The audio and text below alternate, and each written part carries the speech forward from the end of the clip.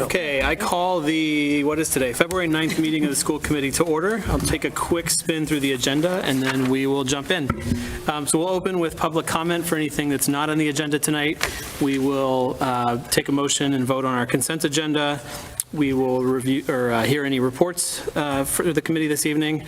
And then the rest of our business is all in the category of new business tonight. So Erin Birchill's here for a K-8 literacy update. Linda Williams is here as well for an update from the RMHS Guidance Department. Dr. Milichewski and team are going to introduce sort of, I think, a first draft of the multi-year district strategic plan. And then we've got a few items that we'll potentially take action on tonight. So one is, as discussed, I think just at our last meeting, requesting a town meeting warrant article to create a special education out-of-district stabilization fund. We will then review and approve Dr. Milichewski's formative assessment for this school year. And then finally, again, following up on discussions we've had recently, we will discuss and then vote on recommending a bylaw change to remove the language around employee physicals from the bylaws. So with that, let's move to public comment. Is there anybody that would like to make any comment on anything not on the agenda? Okay, seeing none, we'll move to the consent agenda. Carla, is there a motion? I move to approve the consent agenda. Is there a second? Second. Seconded by Tom. Okay, before we take a vote here, I'm actually going to ask that we strike the minutes from the consent agenda tonight. There was a couple, I think, sort of transcription errors going from Word to PDF, and it's probably too much to try to amend on the floor and talk through on the floor, so I'm going to just pull them out and we'll vote on them at the next meeting, if that's okay with everyone. Okay. Any other discussion on the remaining 5 items on the consent agenda? Okay, all in favor? All opposed? 6-0, striking the minutes. Okay. Reports. Let's start with Dr. Hardy. Hi, everyone. Good evening. Just 2 reports for you this evening. First, I want to just share that we had a really exciting event that happened here in Reading last night. It was a math night for families at the elementary level. It was hosted at Birch Meadow, and it was actually done in collaboration with staff from the Wakefield Public Schools. They are also using illustrative math, and this is one of the things that Heather Leonard, our STEM coordinator, has been working on, is sort of building those cross-district opportunities for us to collaborate and learn. And so this was a night that was organized to invite families to come and to see a little snapshot of a math lesson, to play some games. And so we had families from Reading and from Wakefield attend. So it was a very successful night. I think we had upwards of 80 families perhaps that came. So those watching at home that were able to come, were really excited that you were there. I do want to give some direct shout outs because we had some staff that really went above and beyond to make this happen. Obviously, Heather Leonard, but also Talia Hallett, Ellen Comito, Stephanie Malone, Victoria Binns, and Ariel Mucha were really amazing in making this night happen. So it's very exciting. The other item I want to fill you in on is just to share some good news. We've been talking with you about our Seal of Biliteracy, and remember that that is a special designation that students can receive at graduation on their diploma, and also have a special seal, medal that they wear. And basically, as they've demonstrated competency in English and also at least one other language. And this is part of the language proficiency assessments that we are beginning to give our students access to. Pleased to announce we'll have at this point at least 11 students in our graduating class this year that will receive that designation. So very exciting. We'll have some more details in the weekly update for everyone in the community, but I just needed to share that out because it's sort of an exciting culmination of some of the work that we've begun, and more to come on that. Great, thank you. Ms. Patan. Yes, I have 2 updates for you this evening. I wanted to share with you in the community that we've submitted the last deliverable of our MSBA Phase 1 project for the Killam School Building. Phase 1, all of the forms and requirements have been fulfilled, and on March 2nd, the MSBA Board of Directors will be meeting to make a decision to move the Killam project into Phase 2, which is the scope definition project, and that includes, as you all know, the hiring of our project team, the conducting of a feasibility study, the creation of a schematic design, and defining the scope and funding for the project. I'd also like to thank the facilities team, specifically Joe Huggins and Kevin Kabuzzi. They've joined the principals and me for a tour of 5 of our schools so far to review all of our spaces, to discuss and determine how we can use our spaces in our buildings more effectively and efficiently for instruction, administration, and storage. So we'll be continuing that process over the next several weeks. Thank you. Dr. Milichewski. Great. A couple of updates. First, we just heard about facilities team. I'd like to thank our facilities team. We know last weekend there was some pretty extreme cold weather. Our facilities team, just unsung heroes behind working literally around the clock to proactively put out any issues around frozen pipes, any potential issues. And there was just a couple small issues they caught, Saturday morning into throughout the day that avoided big issues come Monday morning. So our schools opened Monday morning without any issues. But I just know a lot of facilities team worked around the clock and gave up their weekends too. So I'd just like to thank them for doing that and doing that behind the scenes and without, any public recognition. Someone else, speaking about working behind the scenes, someone else we want to recognize too, Lori Miller, who, if you don't know Lori, technically her title was Assistant Superintendent for Learning and Teaching. But if you know Lori, she did everything for the central office for the past 24 years of tireless service to the district, and Lori recently retired. So Lori technically retired last week, but has still kind of been helping us and been in the seat and helping to transition to someone new in the role. I just wanted to thank Lori for my short time in the district in the past couple of years. I have so much respect for what Lori does on a couple of levels. First, if you know Lori on a human level, she's an incredible human and always takes the time just to check in on you, see how you're doing, ask about your family, and deeply cares. She does so much for the district, has done so much that's behind the scenes that are high stakes work too. So she'll all state reporting, which we know is really complicated, really difficult, really high stakes that she would always take on. And she would always take on sort of anything else that came up in the office and do it with a smile and a support. And I know that she's taken on a variety of roles and capacities over her 24 years. So she will be missed, but I just know all the committee and so many in the community know Lori, whether it was through her time as a parent or her time in RPS, and just hopefully you can also just reach out to her and thank her, because again, behind the scenes is so much that she did, but so much work that kept the district moving forward. So thank you to Lori, and I also appreciate her staying on to support our transition.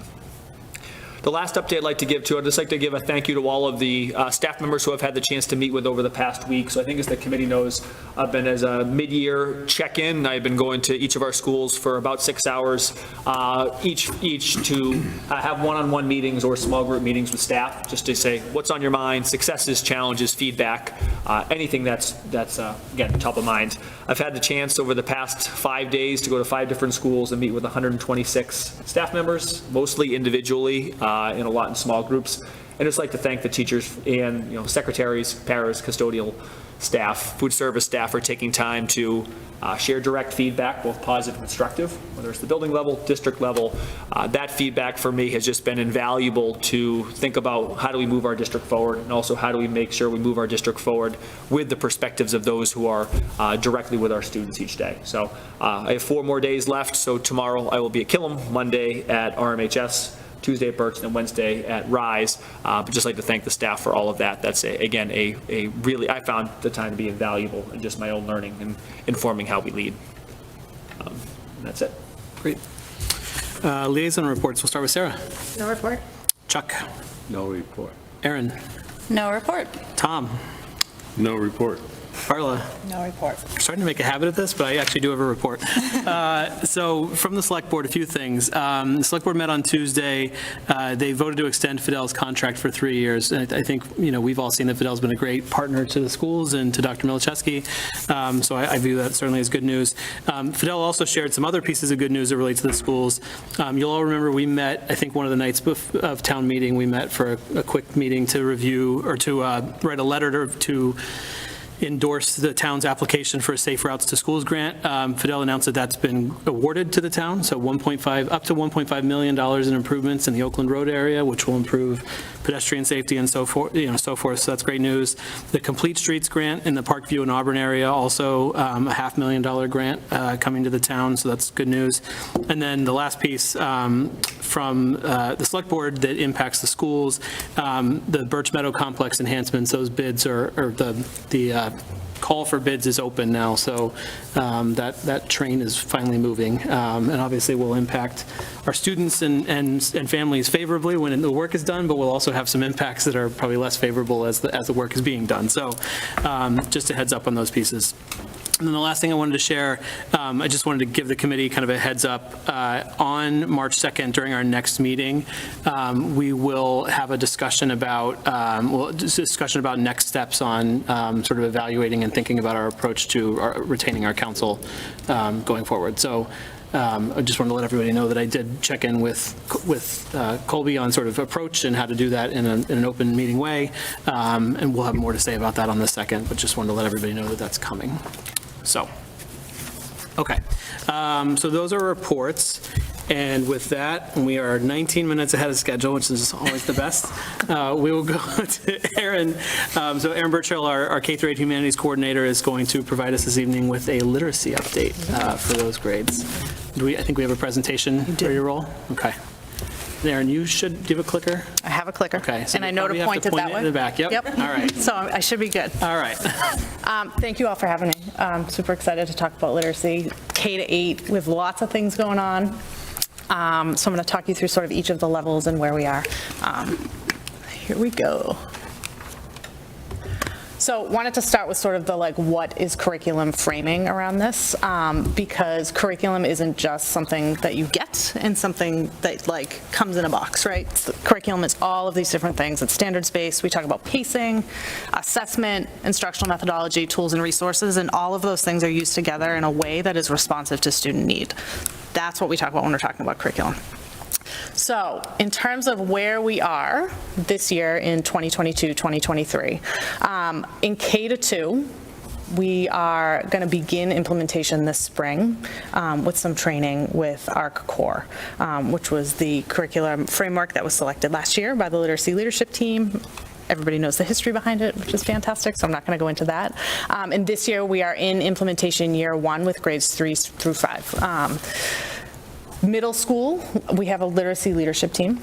It's comprised of 17 people. I'm going to walk you through the work that team is doing with Dr. Hardy and myself. But we're really in the learn and prepare phase of the implementation process scope, looking at it. So when we talk about implementation and we talk about curriculum, we really talk about it in terms of a cycle and a 4-phase cycle. I know Heather Leonard has talked to you about this before. I'm purposefully going through this with you too, because this really is a system, right? This is a system and a structure that we really want to build up here in Reading. And this just shows sort of where we are in all the different pieces. You can see 6 to 8's right in the beginning, sort of looking at where we are, preparing to look more deeply into curriculum, what we're using, doing an inventory and all of that. K-2, we've selected what we're going to use. We're just about to launch starting next month. And 3 to 5 is really in year 1, where we're implementing and we're monitoring how this implementation is going as we go along. So, again, the goal of implementing and monitoring is really twofold. It's one, to engage teachers, support staff, everybody who's involved with the curriculum in targeted training. So we're all getting the same messages. We all know what all of the materials are. And also to monitor the work as we're going along to see what we need in terms of long-term supports and short-term supports. That implementation monitoring doesn't end after the first year. The learning doesn't end after the first year. So this is something that's going to be ongoing for the next many, many years. So what I'm going to talk you through first is how implementation is going in grades 3 to 5 this year with ARC Core. Before I do that, what I really, really would like to do is just thank the teachers and the building leaders for embarking on this journey. They are amazingly poised. They're amazingly patient because they're going through a lot. We are lucky to have really strong teachers in this enormous undertaking. They have all new materials this year in reading and writing. They have a whole new curricular framework. They have new pacing. They have a whole new assessment system. They have a whole new online data entry system that hasn't been used before. There are new tiered materials, and within that, there are all of these practice shifts that we're having to make with our core. And they're doing that for our kids, and they're doing a phenomenal job. I couldn't ask for a better staff to work with, and I'm just really proud of the work that they're doing. So I want to make sure I highlight that. Our core is really a knowledge-building curriculum. These are the 4 units that happen in Tier 1 in grades 3 through 5. So Unit 1 is the ARC Literacy Lab. That happened in the fall. It really sets the rest of the year up for success. Kids get into the routines of what class is going to look like. They know the levels that they're reading under. And then we go into Unit 2, which is an informational research lab, which everyone has just finished up. I'm going to show you some student work samples that's the stuff I really geek out about, is the student work. We are now in our literature genre lab where kids are writing constructed responses every week. They're doing a comparative literary analysis in grades 3 through 5 in the middle of the unit, and then they're writing narratives at the end of the unit within their genre. In the last unit, it's an argument research lab that's based in a science or a social studies topic. The academic vocab that I hear kids using when I'm in classrooms is outrageous. You'll see some of it in the student work that's provided, and hopefully the video that works in a minute. The other piece of our core that we have it's called the IRLA, the Independent Reading Level Assessment Framework. And this really, really is a framework. And it's also a really big shift. We used to have benchmark assessments that happened beginning, middle, and end of the year. That doesn't happen in the same ways this year with our core. What the IRLA really does is it targets skills gaps and student need on a real individual level. It monitors progress, and the IRLA is tied to the online data system called SchoolPace, where teachers enter in anytime they have a conference with students, anytime they meet in a small group, anytime they have any sort of assessment that they're doing with kids. It's going right into the online database, which allows them to keep really solid track of where students are, also allows us as a district and different schools to see data on I think it updates, Sarah, it's every 12 minutes, right? Something like that?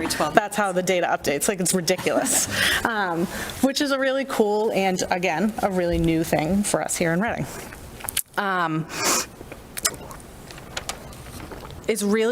The IRLA is really a developmental scope and sequence. That's what it is. It's not a test. It's an ongoing formative assessment that happens throughout the year and really lets us progress monitor as we're going. Both implementation, but also student growth, obviously. So I wanted to share a data snapshot with you, and I'm going to show you actually 2 slides and explain them a little bit more. So this is the district IRLA data. The IRLA categorizes kids into emergency level, at-risk level, and proficient level.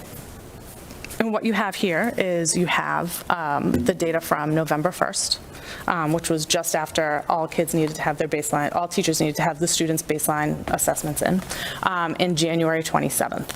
So I think for me, one of the things I wanted to point out the most was the level of kids that have reached proficiency from the beginning of the year and how much that has grown, which is absolutely phenomenal. It's so cool to see that happening.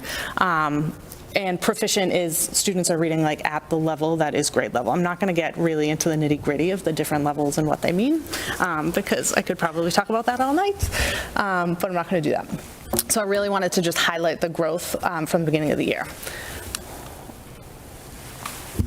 What we have here is November 1st to February 8th, because I wanted to make sure, again, the data updates every 12 minutes. I want to make sure we are looking at the most accurate data as possible. And you can see it's a little bit different than the graph before. The reason it is a little bit different than the graph before is because the targets actually shifted on February 1st. So I'll explain a little bit. The floor is actually raised for one level of kids. And it's the kids at the beginning of the year that if I'm a third grade student and I am reading at a level 1R, at the beginning of the year, I'm going to be considered an at-risk to get to grade level proficiency at the beginning of the year.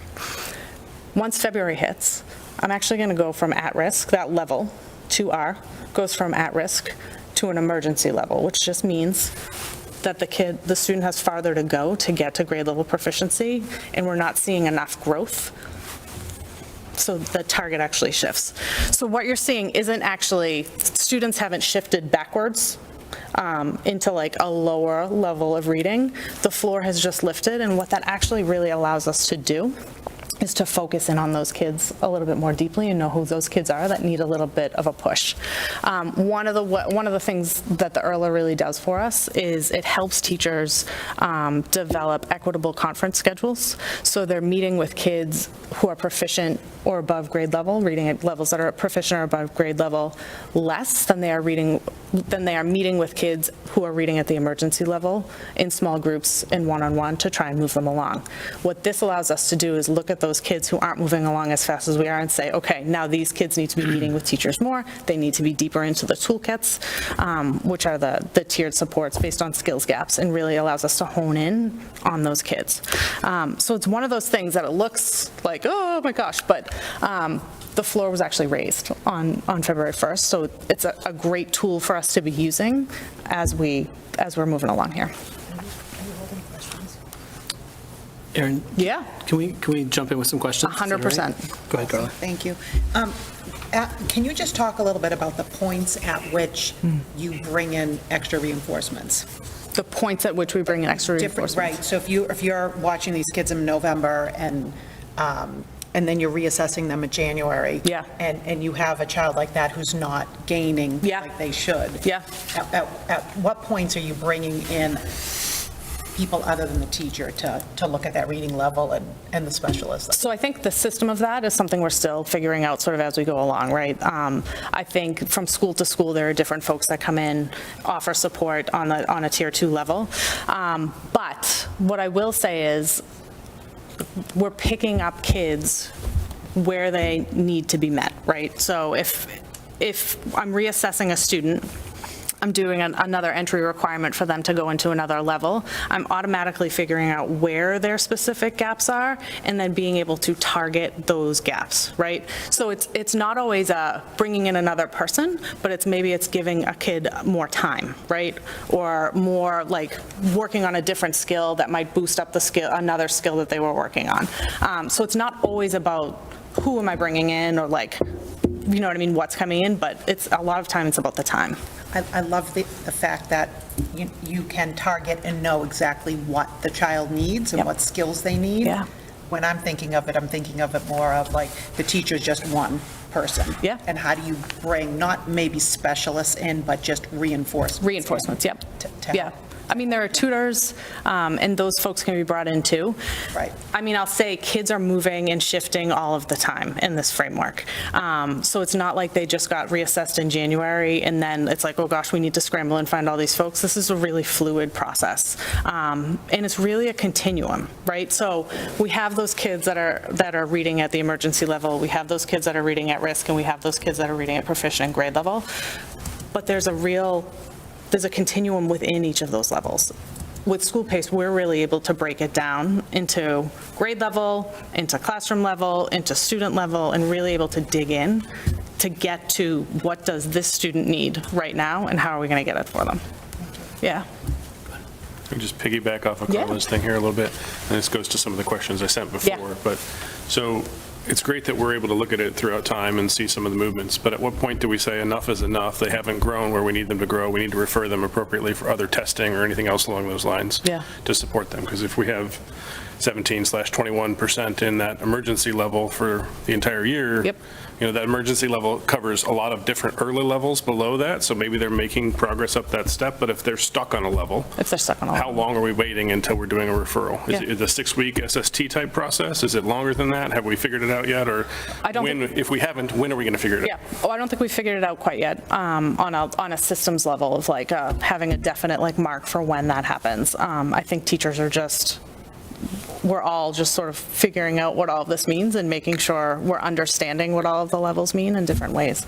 So we're not there yet. That is definitely something, as we're moving forward, we need to think about, like, okay, so what does tier 2 instruction look like? How do we know when we bring folks in? How do we know when, like, student referrals need to happen with this information, but also with other information that we're gathering about kids, right? So it shouldn't just be about Arla, but it should be about the other pieces too. So no, we don't have a definite answer on that yet, like a systems answer yet, but moving towards it. Can I ask one more? Sure. On the opposite side, I appreciate the equity side of we need to put more focus on the kids who need to be brought up. But on the opposite side, and this is a historical Reading problem, we don't support the kids that are already at the top and pushing them forward any further.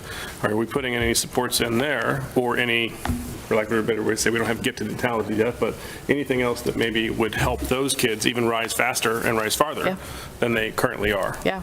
I mean, I would say, so we're not putting more people, more like, it's not a people thing, but it's a making sure students who are reading at higher levels are actually matched on the levels that they should be reading at, right? So if I am a 5th grade student and I'm reading on a purple level, which is a higher level, I'm working with the teacher and with a group of students within that level in a small group that we have toolkits a grade level above in each of the grades.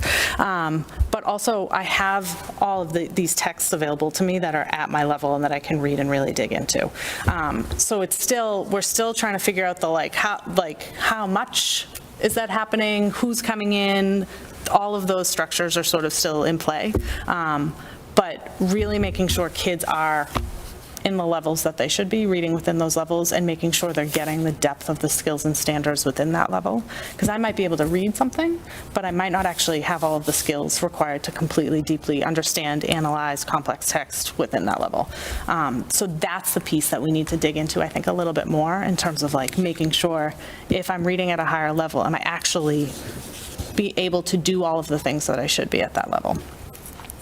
I think that's the place we dig in. Erin?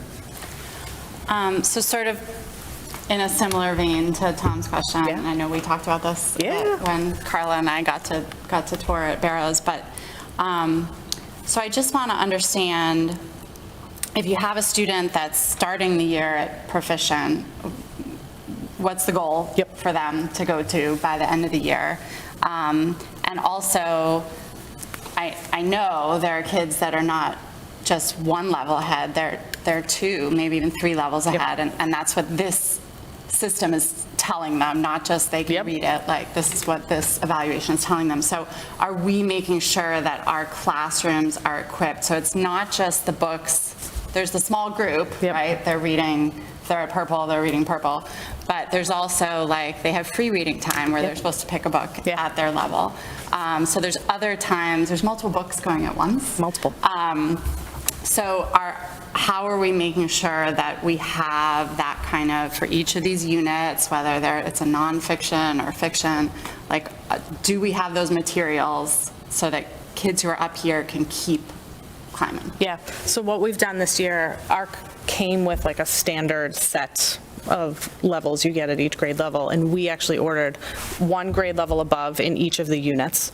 And teachers who had students at the beginning of the year that were reading at levels even beyond, we actually ordered extra, they're called their wide reading library. So they're the bins of books they get that stay out all year for those for independent reading, and while group work is happening. We ordered those levels based on the early results that we had. So we actually looked at the data, then ordered based on what we needed in the data, as opposed to just like blanket ordering, right? We wanted to be really strategic in what we were getting, because we were also, teachers were still getting used to like all of the materials that we're getting, because there's a lot you saw when you were at Barrows.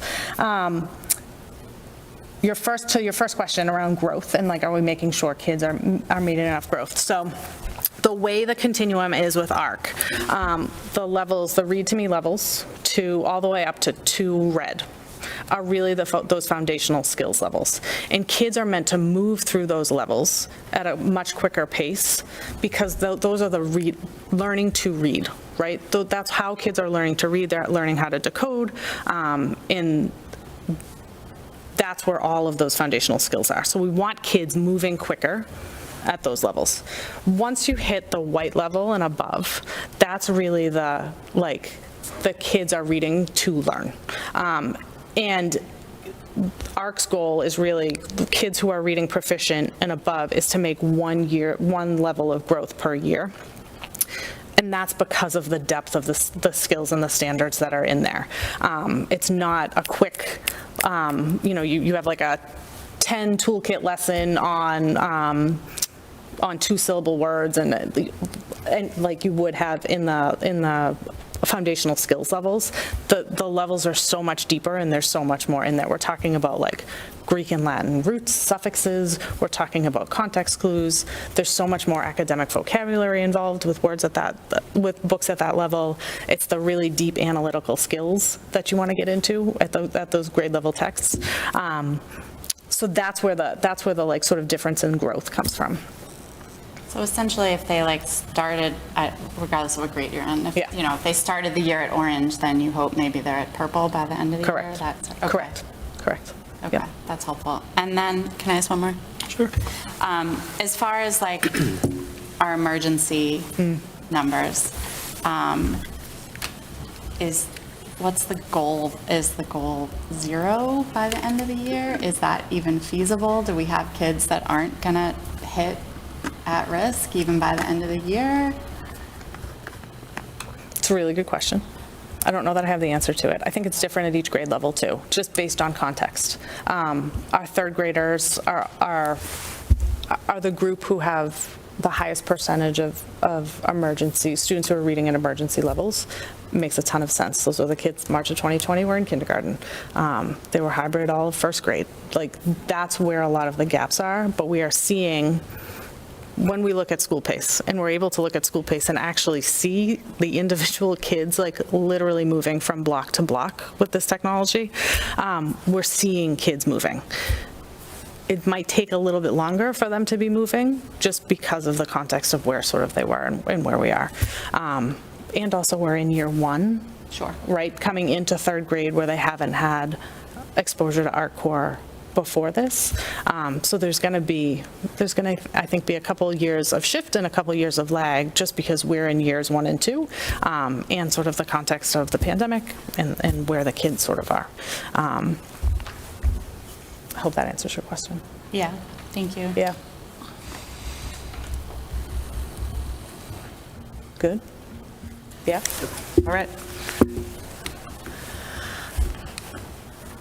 I wanted to show you some student work. This is, I said it, this is like where I geek out the most. This is what I get the most excited about. So all of the student work I'm going to show you is from the Informational Research Lab. So students in third grade learned about weather, and they picked a type of weather system to research over the course of 9 weeks. Fourth grade was animal adaptations. Fifth grade was ecosystems. All science-based, all super interesting texts that they were reading. At the end of this informational research lab, there was a research question a week that students dove into the texts, found out all of the information they could, analyzed in different ways. At the end of each unit, the goal was to write a book, their own book, based on their research. So these are just some examples. So third grade at Woodend, they actually did their books on PowerPoint slides, and these are just a couple of chapters from the books. So it's not the whole book. This is like 1 out of 9 chapters. There's also, I don't know if the video is going to play. If the video doesn't play, I will post it somewhere. The extension activity that the kids in third grade at Woodend did was actually to take their own research, put it into a script of a weather report, and then they went in front of the green screen at Woodend, and they made these weather reports that were like absolutely out of control, awesome. Things flying in, like, but I think one of the things that was like really, really cool when I watched it was that they took their own writing, right? And then they adapted it to a different purpose. When they were doing their writing, they had to make decisions as authors about what they were going to put in, how they were going to put it in, why they were going to put it in. I'm going to go to, it's not going to play. That teaser of the video. It's so good. Is it I don't block in the know. upper left? It's the block in the upper left. And it's 7 minutes long, so I was not going Can to you play the click on that? 7-minute long video. Is that something that's clickable or something? Yeah, it doesn't look like it. If you get out of presentation mode, can you click out of presentation mode?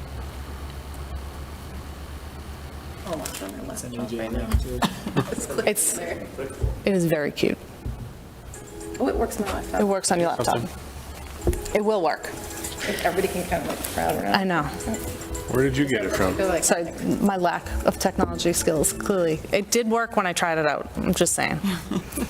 AJ, I just emailed you. Got it. Oh, I got it going. It worked out of the packet, I can get it too. like from the presentation in the packet. Oh, If you just click Here we go. there we go. All right. Oh, no. Oh, come on. Come on. Oh, you just have to download it. Do you want me to share? No, he's got it. Oh, you're on the Zoom, right? I'm on the Zoom, I can share if you want me to. Tom can share it in the Well, Zoom. actually, I can't, I don't have the share key. That'll be easier after download. He's got it. We just have to wait 30 seconds for it to download.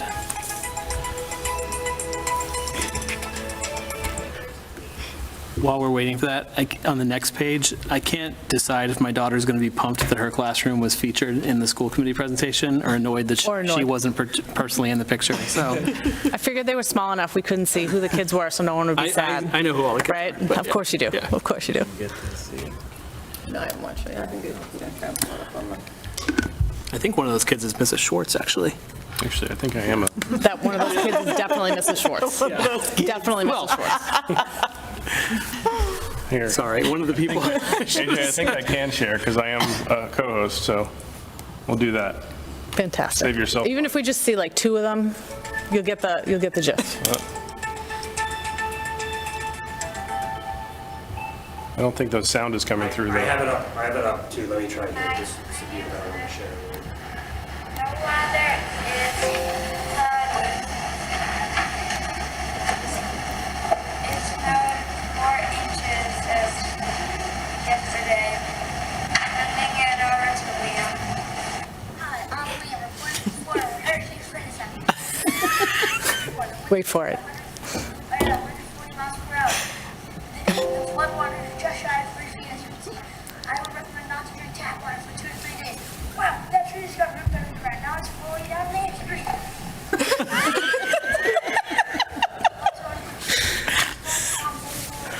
Stay safe and stay warm. That's all. I'm going to Florida. So it's pretty great. You could see all the different weather systems behind them. Like, the kids really put like their own voice into it, jumping over branches. What you can't hear is how much academic vocabulary they're actually using about each of their weather systems, which is phenomenal. There's even a little fluency practice for some of the kids who are reading. So really, really cool. Really, really cool extension. And that was an extension activity. That teacher autonomy is built into ARC. So teachers could choose to do these things, not do these things. This goes on for 7 minutes. I'm not sure how much. I mean, it's totally up to you. But we can post it though, because they were awesome. Thank you for getting that to work. I'm glad. I know. All right. Nice. Boy, these weather reports have come along. Oh my gosh. Thank you to Ms. Hester for sending it to me. So it was wonderful. Back to the normal share. Here we go.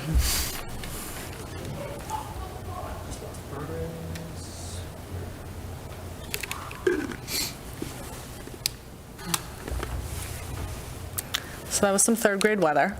Now we're on to animal adaptations in 4th grade.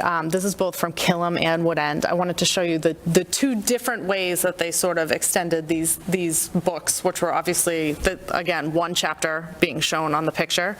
You can see the graphic in the one up top, the graphics the kids either chose to put in or chose to draw themselves. The top right, Woodend actually had the kids do presentations to each other, and you could see there's like a rubric, so the kids knew exactly what they were looking at. You got to write notes, like positive comments as you went along, so you can see people, and Miss Schwartz and Miss DiNapoli and Miss Tainish all dressed up as animals that day for this cafe that they had, where they got to share their work, which was incredibly awesome. Grade 4 at Killam had families come in, and the kids got to present their books to their families, which was awesome in its own right. Also awesome because families hadn't come in a long time. So we got to see that. You can see in the top left, they actually practiced their oral presentation skills beforehand too. So teachers brought that piece of it in terms of like the speaking and listening standards. Books were awesome. Awesome. One of the things I noticed about the 4th grade was their chapter titles. One of the things they really worked on was like making those chapter titles and those first, like the first sentences like pop. Some of the stuff the 4th graders came up with was amazing and hysterical all at the same time. 5th grade, I have some work from Birch Meadow. Birch Meadow had they had their books in their volume zoos at the same time, so they actually integrated math into these final projects by creating a creature that lived in their ecosystem and then calculating their volume of the creature they created. They also wrote books. The books that they wrote, they did online. I think it was an app called Book Creator. But again, you can sort of see the different things that kids had to choose to put in and reasons why. I talked to a couple different 5th graders about the choices that they made and why they made them, and they were able to explicitly say like, oh, I wanted to use this green box because I really wanted to highlight what producers did, and then they had pictures of producers next to them. You can see there's a food web, and the girl was like, I didn't get to put all my arrows in. I would have put another one here and another one here, and they were just really able to talk about it, and that really speaks to the knowledge building piece that our core comes with. Student work, the best. Now on to the not so interesting stuff. No, I'm just kidding. Professional learning. One of the strongest parts of ARC, in my opinion, is the professional learning component and how extensive it is, especially hearing from different districts about the professional learning that their curriculums that they are adopting does not come with.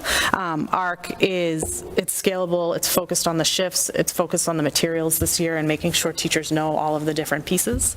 I just wanted to sort of walk you through, and I know we talked about this in our school visits, but I think it's something really important to highlight. So ARC, we have on-site school-based coaching with some executive coaches from ARC. These are folks that have actually taught ARC before. They visit schools 8 times. Each school gets 8 visits. And they have an established and consistent focus throughout the year.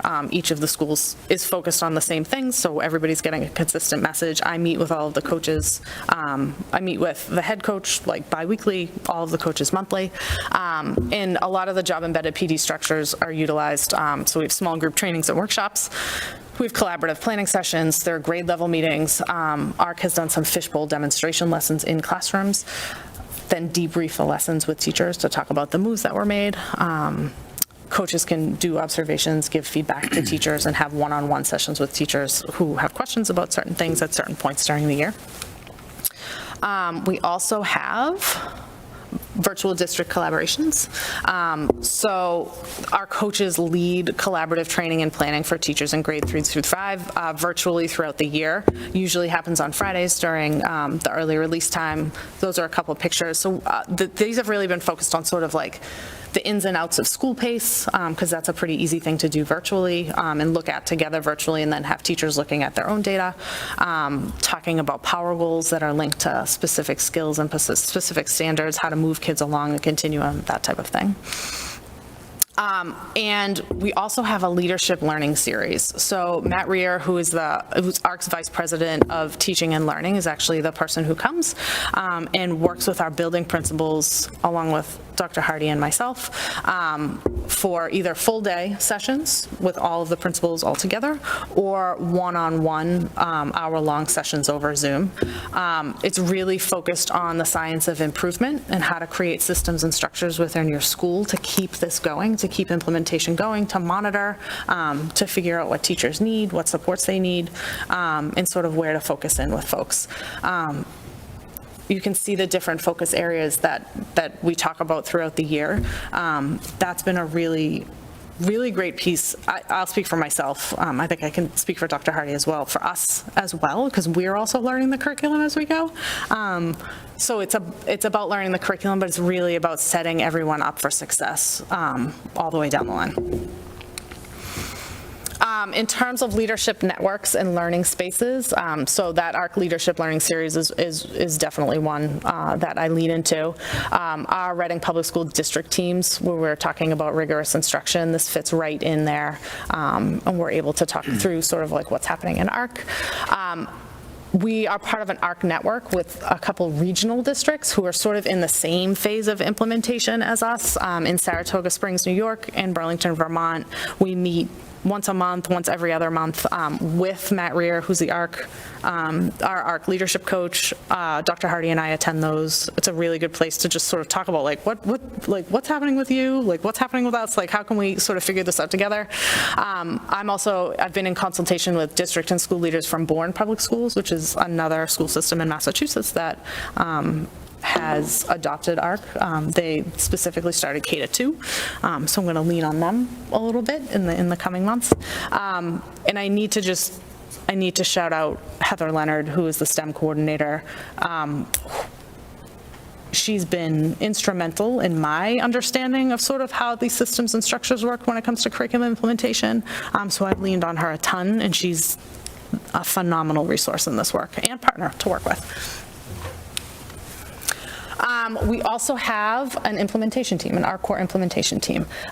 So every school is represented, every grade level that is currently implementing is represented, and we have some literacy specialists on there as well. We meet monthly. What we focus on are really both the long-term strategic planning of implementation, doing some visioning work for what the vision in Reading Public Schools K-5 is for literacy, like 5 years down the line, and then working backwards from that. We are also working on meeting some short-term needs based on teacher feedback. Like, what do people need right now? What supports do you need? What can we do? A really great example that this team came up with was a voluntary planning session that we structured for teachers on one of the Friday afternoons where they have planning. Teachers could opt in, totally optional, could come and plan with their grade level colleagues the next unit. So it was really about like looking forward, so it's not building the boat while we're rowing it, but it was like looking ahead a little bit. And we had a really great turnout for that and got some really great feedback. But these folks are instrumental. Jan Rain, Erin Gibson, Jeff Hester, Carrie DiNapoli, Tanya McGuire, Mary Johnston. They are an instrumental voice in this process, and I am very lucky to have them. I call them the small but mighty. Next year, we will open up and expand to K-2 and have folks from K-2 in there as well. Tom. Erin, can I just pick on that last point? Yeah. Why are we waiting to next year? Is there a possibility we can do it in, say, March or April as we start to plan for next year? There's It's a really good question. building angst in that group. There is some building angst. There's some building angst, and that's why we're starting professional development and learning about it now and figuring it out now. There may be the opportunity for that. K-2 is also in their first year of implementation with their new math curriculum. So we're trying to just sort of make sure folks are balanced out a little bit, and then really digging in ARC next year while still being only in year 2 of implementation of math. So I'm really cognizant of that and want to make sure that's at like front of mind. Even though people might be really excited about it coming and nervous and all of those things, they're learning a brand new curriculum this year.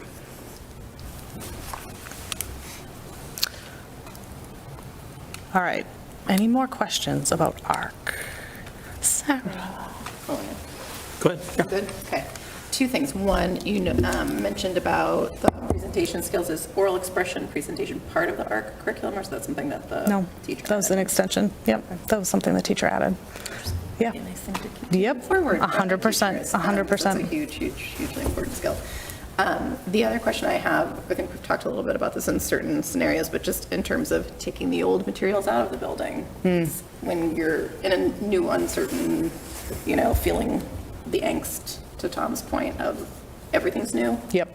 Human nature just to lean into old tools. Of course, of course. Have we had that bonfire that I'd like to I don't know if we've had the bonfire. I didn't attend a bonfire. for some of the, when we've acknowledged publicly, like, these tools are not. Right, they're not to be Yeah. used for our students, like, have we I know removed that? before I came in, a lot of that was happening. Dr. Hardy, can you speak to that a little bit? Yeah, in the spring, the principals did collect from third, fourth, and fifth grade teachers, sort of some of those old materials that were on hand. We put them before you to, been able to throw them away, dispose of them, and that's happened. Bonfire's not one of the options for disposing of town property. Yeah. They were recycled. If they're determined to have no cost, we could bonfire them, right? Great fire pit. Before we move on, there was a bunch of art questions I had for you as well that I didn't want to bog up the conversation for. Yeah. So I just want to build a little bit on Sarah's last point, because this wasn't one of the questions I sent you, but since we're on that topic, if you would categorize the struggles, all this is the good stuff, but what are the struggles we're seeing? I mean, one of the things I've been hearing is that teachers have reverted back to Teachers College for writing in particular. And I'm aghast by that personally, but I know that that's what they're comfortable with in some cases. So are there other struggles, and how are we addressing that reversion if it's happening, and being aware of it to bring them back around where we're trying to go here? Yeah, I mean, I think that's a really good question. I think the struggles are around just the amount of new that there is. I think that's what it can all be boiled down to, is just the amount of new and how big the shifts actually are and how many of the shifts there actually are. The data entry piece has been a really different one, and one that we're just going to continue to sort of grow our muscle on. In terms of folks reverting back, I haven't seen as much of that, truth be told, in my observations and whatnot. I think one of the ways we are trying to sort of move away from that is really asking folks to lean into, telling folks that they need to lean into the resources that we have. ARC comes with a lot of graphic organizers. I don't think of them as graphic organizers. I really think about them as thinking maps, because they really, really do map out the thinking that comes with the analysis. They're not the typical Venn diagrams or T-charts. They're really detailed and really take kids through, when I am thinking about a protagonist, here are the things I need to think about, or here are the generalizations I'm making across text in a genre that I can then compare with. So we're having folks really lean into those. I don't know if that fully answers your question, but that we're really asking folks to jump into those as opposed to other things, not supplementing with other materials. We can't be supplementing when we haven't gone through a full year of implementation to see what is and what isn't there. So that's the message that's sort of been going out across buildings, across the district. That's encouraging to hear.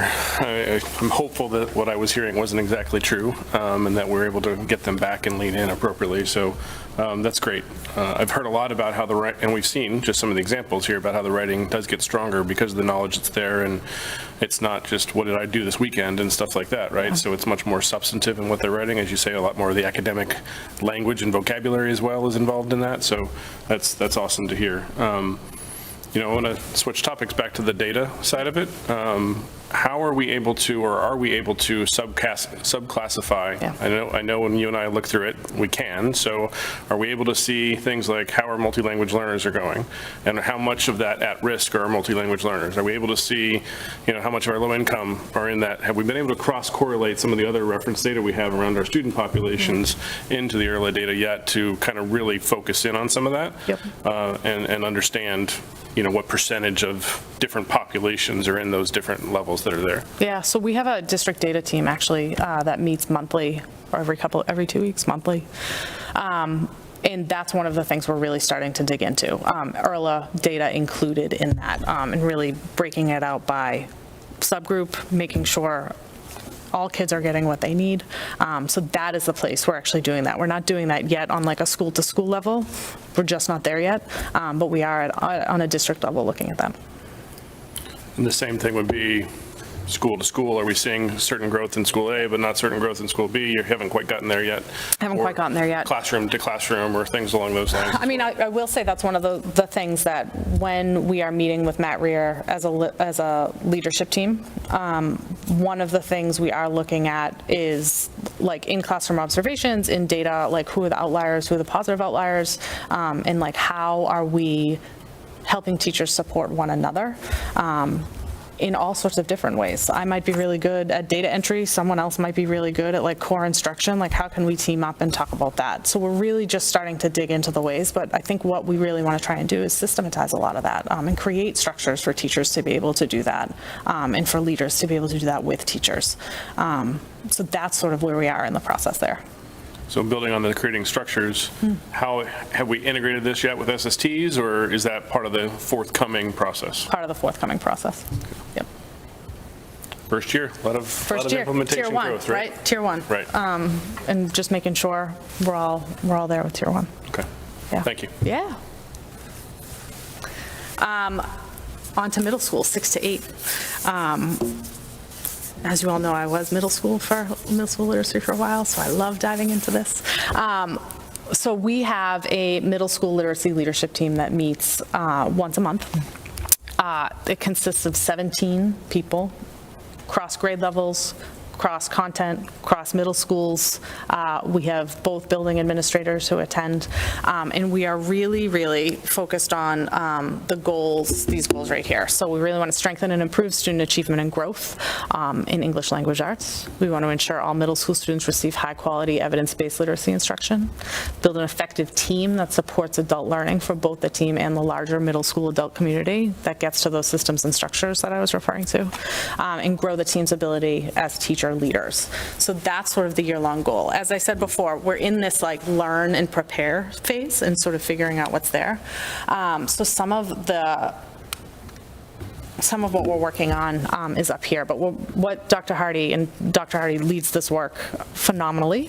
What we're really trying to do is build the capacity to work together and develop their own leadership skills. We're learning about best practices in middle school instruction based on research, refining our understanding on the big shifts of the Common Core, and just really understanding the impact of the most current research. Currently, the team conducted a review of the current literacy practices and sort of curriculum that we have at the middle school level in all the classrooms. Had an interview which was administered to all ELA teachers. Right now we are like in the process of analyzing and looking at that data together and seeing sort of where it leads us in support like for next decisions and next steps with that team. We really just want to really try and understand the strengths and needs of the department in the curriculum there. So we're in that very beginning phase of sort of like learning and figuring out and seeing what's there with that team.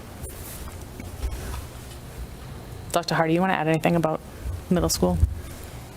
I think mostly, that was a great explanation, Erin, thank you. I think it's just, it's really exciting work for me. Erin said she loves middle school, but what I keep telling the middle school teachers is I'm learning alongside you too, because I spent most of my career at the elementary level, and just to be able to dig into the research about best practices in middle school, I feel like for me, I can also model for teachers that as we go, we have to always be open to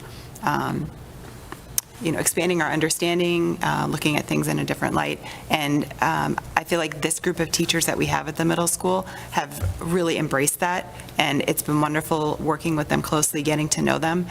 The other piece of it too is that Erin and I have also been working really closely with Andy Spinelli, who's the curriculum lead at the middle school. And so not only are we working with the literacy leadership team, but we're also taking an active role in the ELA department meetings. So for example, tomorrow we'll be there with the whole ELA department. So some of the learning that we're doing with the LLT, we're already expanding out and reviewing those topics and giving a chance for the entire department to sort of stay in pace with us so that we don't have, a big gap across the entire department. Mm-hmm. I'd like to share too that I had a chance to meet with many of these staff members in the past couple days. I think the two words that came up most frequently are much needed and long overdue. So I think the staff, I think you hear the enthusiasm from Erin and Sarah to lead this work, but I think that the teachers from the group I've met with, which is a good portion of these, just seem like very much behind doing this and are eager to move work forwards, which is exciting. Yep.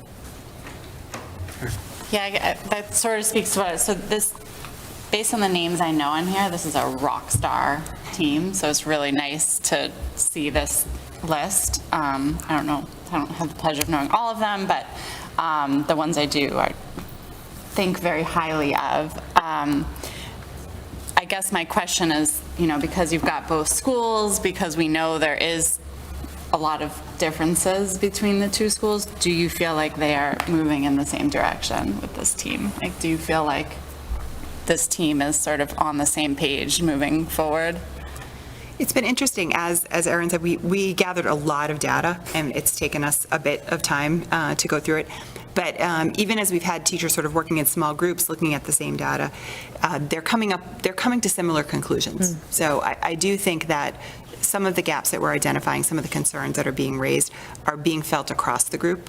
But I do think that, that's part of why you see listed for the goals there, the idea of building this team and their ability as teacher leaders, because that is the work ahead of us too, is to really understand what are going to be the best next steps we take to really support our students and building consensus around that. Thanks.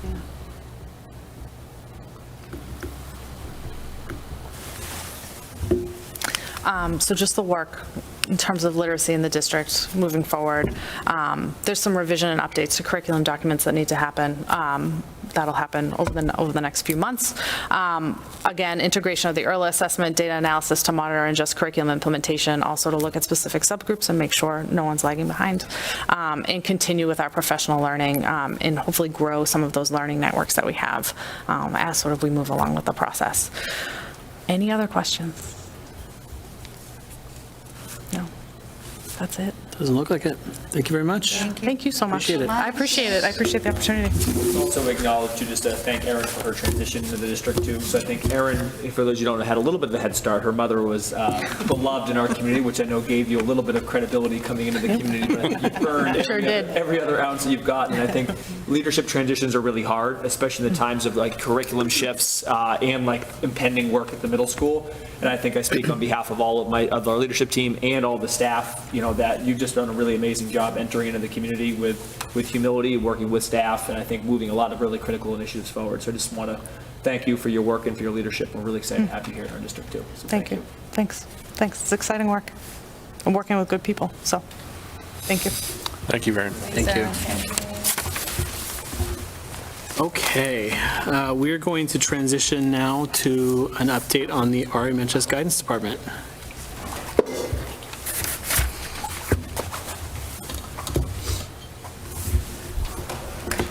Welcome. Thanks for having me. The floor is yours. I think we're getting the presentation. It's great to see. Am I good? Yeah, I think we're just pulling the presentation up. Do I need to do something? No, you're good. Go for it. Okay. Yeah. It's great to see everyone again, and thanks for having me. I always look forward to coming here and having an opportunity to talk about my department and all the exciting work we do. But in particular this week, I want to give a shout out to all the counselors in the district because it is School Counselor Week, National School Counselor Week. So yay to all the counselors in the district who are doing the really important work. But I'm specifically here to talk about the RMHS Counseling Department. And I am very lucky to work with an amazing staff, and they're definitely my work family. We come in every day, and although we have our own caseloads, each one of us looks at the entire student body as all of our students, so we work collaboratively with each other. The first slide here, I just wanted to point out the staff that I have, and the reason why I'm doing that is because I want to thank all of you for supporting the positions.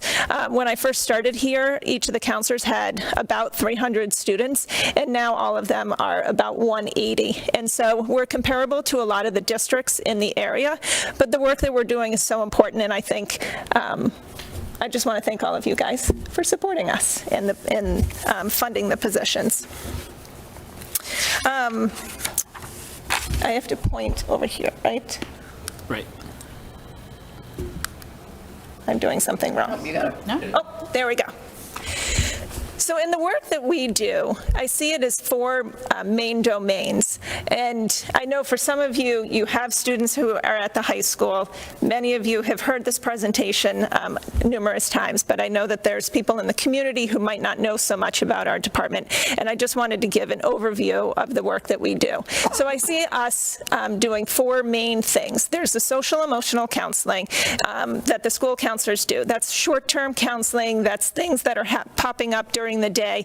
It could be anything from, students having difficulty at home, maybe they got in a fight with their parents, maybe they're struggling with their own personal issues, there's friendship issues, there's difficulty sometimes that they're having in classrooms, and we're there as a safe person for them to come and talk to, process what's going on with them, and then help them get back to class. Their main role here in the school is the academic piece and to be successful in school, and it's our job to really work with them and help them process their feelings that they're having in that particular moment and get them back to class. Thankfully, we have a school adjustment counselor who is amazing, Meredith Flanagan. So for those students who need more ongoing counseling, she is there. She partners with us very closely, and we just work nicely as a team to help those students who are struggling and need more intense counseling.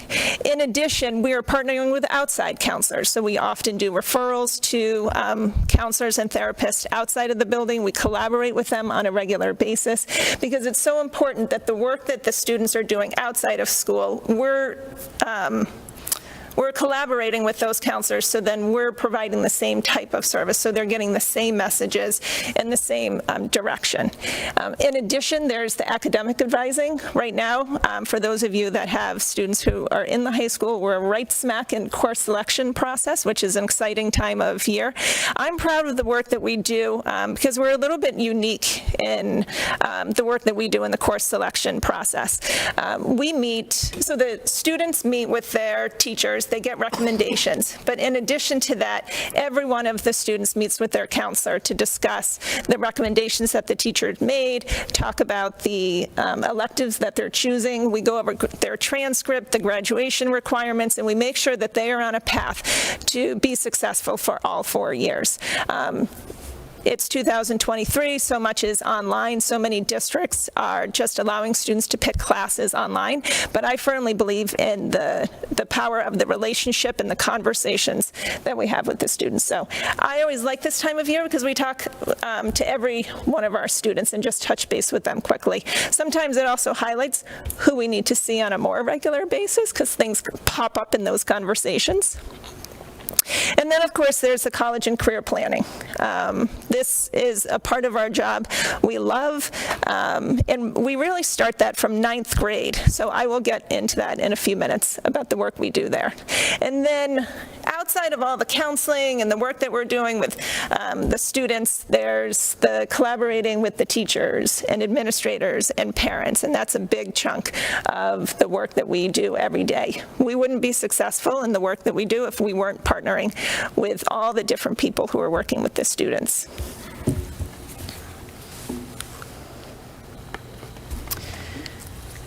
So I put this slide in here because I just wanted to emphasize some of the things that we do outside of the individual counseling and the group counseling work that we do. So we just had a future freshman night where the 8th grade students and the parents come up, and the administrators and myself, department heads are there, and we're presenting on the high school. And we just had that last week. It was a really successful night. That's future freshman night. This is the beginning of us transitioning the students to the high school. There's a future freshman night too, and although I added this in there just because I wanted the community to know we do this, but it's not specifically my department, but that's where the students will come back later on in the year and they'll learn about all the clubs and activities and opportunities for them at the high school. For For the transition piece, because that's so important, it's a big transition between 8th grade and 9th grade, the Director of Academic Achievement, the assistant principal, and myself, we went to the middle schools just for an opportunity for the students to ask questions. So they're getting a lot of information at Future Freshman Night, but there's like 600 people in the auditorium. They're nervous. Coolidge and Parker are mixing together. Who are they going to see? We're in this big school. Sometimes it's a little bit overwhelming. So we go to the middle school and give them an opportunity to ask questions. And this was an exciting 8th grade group. First, my son's in 8th grade, so this was a big deal in my house. I got the thumbs up. He said I did not embarrass him, which was, it's a good start. But just the questions that they were asking and how comfortable they were just asking us questions, anything from, does the school start time really start at 8:30? Do we have to be there on time? Because we hear that some of the, that we could get there at 8:31. We're like, no, you have to be there at 8:30. Anything from, do students use lockers to what are the lunches like? It was a nice opportunity to be with them. And we also just highlighted a lot of the new opportunities that they're going to have from Innovation Pathways, which I know Jess Callanan has talked to you guys about that previously, which is really exciting for us. And then, of course, we collaborate with the 8th grade counselors to get some information, as well as the administrators, just about the class coming up. So there is a nice handoff. And for any students who are on 504s, or if they just have a variety of different things that they're super anxious about coming, the high school counselors will meet with the middle school counselor and the student just to introduce us and just start the handoff process. So when they come in for orientation, they already know who we are. They're not as nervous because they have a safe person that they can connect with. And then outside of that, there's the parent evenings that we do. So there's a 9th grade, an 11th grade, and 12th grade. And although I would love a sophomore parent night, that was the one area where we just decided to have the counselors do the college and career fair instead. Technically, by contract, teachers and counselors only have to be here one night, but the counselors do all these extras. So I was just trying to balance and making sure that we're hitting the right things that are the years that are really critical. And hopefully all the parents and students are reading my newsletter sophomore year and they're knowing what to do. College and career fair. So we've held the college fair for 37 years. It was always at Shriners. It's a big fair that's a collaboration with 8 other districts. I coordinated the other districts and their students here. It was always at Shriners. During the pandemic, we didn't do it. So we haven't had it in a few years, but we decided to bring it back. And this year it's going to be at the Fieldhouse on March 16th. So I hope students will come. We have, as of right now, about 85 colleges coming, but we're trying to increase that.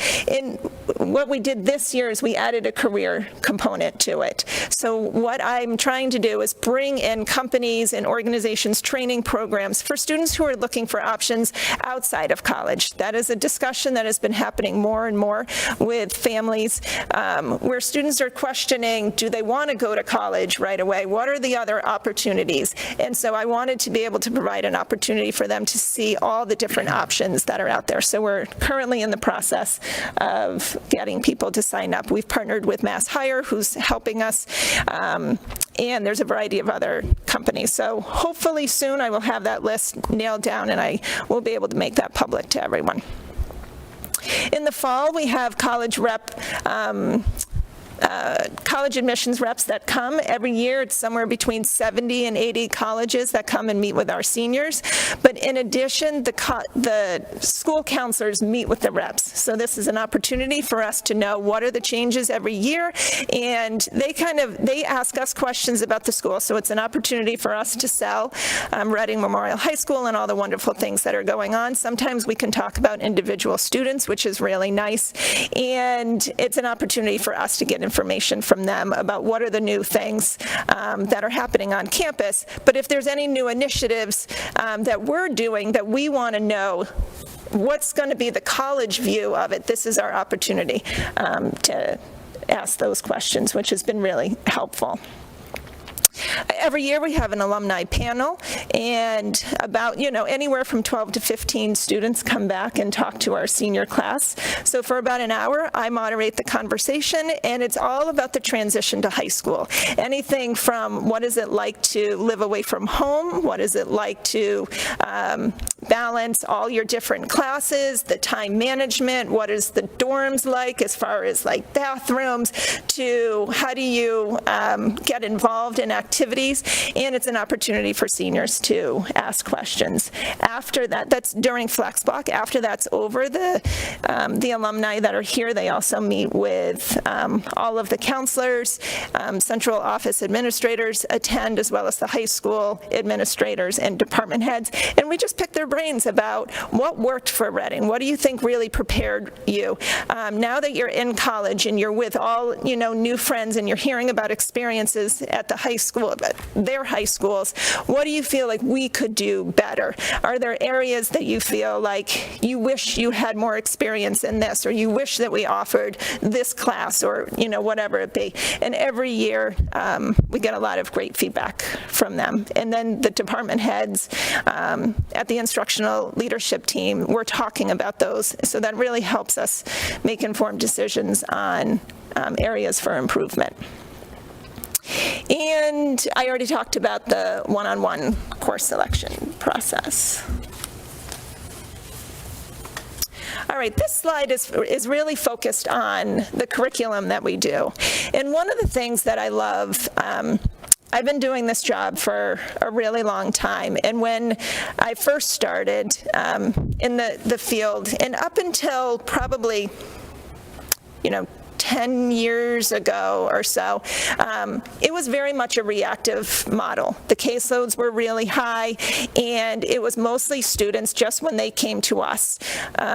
We would be answering questions. It was very transactional. We've moved away from that model, and we're really focused on the American School Counselor Association model, which is being proactive. So we are, and I know that many of you already know this, we are doing classes in Flex Block. So every grade has a minimum of 6 classes, but the freshman and sophomore have 8 and 9 classes. So those, we meet with our students on our caseload, and we have a curriculum that we utilize for all 4 years. So from freshman year, it's really, like, we have the Project Wayfinder curriculum, which I think is absolutely wonderful. It's a social emotional curriculum that really highlights and helps the students learn a lot about themselves. For freshman year, it's about the sense of belonging. So belonging to themselves, belonging to the school community, belonging to the greater community. What are their values? What are their beliefs? What are the things that really are important to them? And we talk about their interest. How do you get involved? How can you be successful in high school? Who are the people in the high school that are here that are safe people that you can go to if you're struggling? How do you get help when you are having difficulty in a class? And we're really encouraging, try new things, take risks. This is high school. You only have high school once in 4 years. Enjoy yourself, but don't just follow the crowd. Be true to who you are and what are the things that you want to explore. And then, of course, we're talking about what is a transcript? What is a GPA? What does this mean for you? Like the decisions and how your performance in your classes now, how is that preparing you for the future? So it's really just encouraging them to be the best that they can be and setting them up for success for the future. Sophomore year, we're continuing with the Project Wayfinder curriculum, but this time it's all about finding your purpose. And that ties in really nicely because we've always had a curriculum for sophomore year that focuses on careers. And so we're doing the Project Wayfinder curriculum. I will be honest with you, last year was our first year doing it. It was eye-opening for the counselors because we are not trained as teachers, and it definitely highlighted to us that we are so used to individual and small group counseling, and now to be in a classroom, we have a new appreciation for the hard work that the teachers are doing. But it also helps us when we are in SST meetings or we're writing 504s and things like that, now to have the teacher perspective of classroom classroom management and having a variety of different learners in the classroom and doing social emotional curriculum, which isn't the easiest when you have a variety of different personalities in the class, the groups are really based off of the alphabet, not necessarily academics or interest or anything like that. So last year it was an interesting year. I will say, moving into our second year, we are way more comfortable. We now know the questions to ask Project Wayfinder, they provide such great support to us. And we absolutely love it now, and we just say we're not really sure what we did before we had Project Wayfinder, because it's allowing us to develop stronger relationships with all of our students. So in sophomore year, it's the Finding Your Purpose, but we also we introduce students to SCORE, which is the online college and career platform that we use. And in sophomore year, they do a U Science aptitude/interest inventory, and they play a bunch of games on the computer, and then it comes up with results as far as careers that match their aptitudes as well as their interest. And the goal is that they're digging a little bit deeper. Information is sent to their parents so they have an opportunity to see what their results are, and it stays in their SCORE profile, so they have that for their junior and senior year when we're starting the post-high school planning piece. I'll be honest with you, sophomores are sophomores, and they're like, yeah, we'll play these games. They get the results, and then they're interested for, a day or so, and then comes junior year, and then they're like, I don't know what I want to do. I don't know much about careers, and then the conversation starts all over again. What about that U Science piece? Let's go back to those results and have some conversations about that, and they find it really helpful. And then we get into 11th grade, which is just right where we're starting right now, which is the beginning of the post-high school planning piece. And this is an exciting time. Many students have already started visiting colleges and exploring, options that are available to them.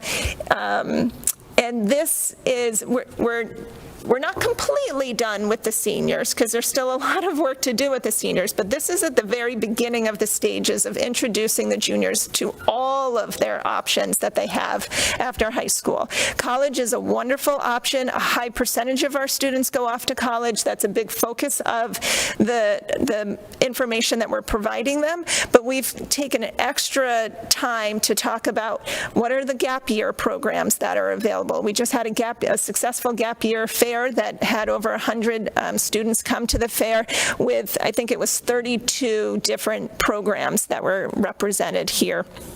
And there's students who are interested in the military, there's students who are interested in the trades and volunteering or working. And we just want students to know that there's no one path that every student needs to take. College is a wonderful option, but it's not what everybody wants. And I think more and more students, especially after the pandemic, families are questioning, really looking at the individual students and what is best for them.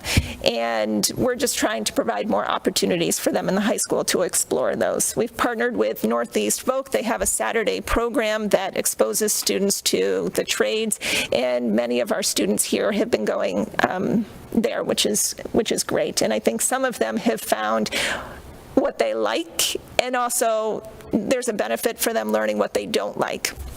And then they're coming back and having conversations with us.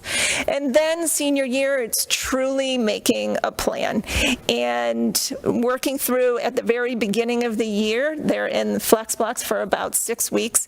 We're working on the application process for colleges, exploring all the other options for students who may have thought they wanted one thing junior year. Now they've changed their mind. They're a year older.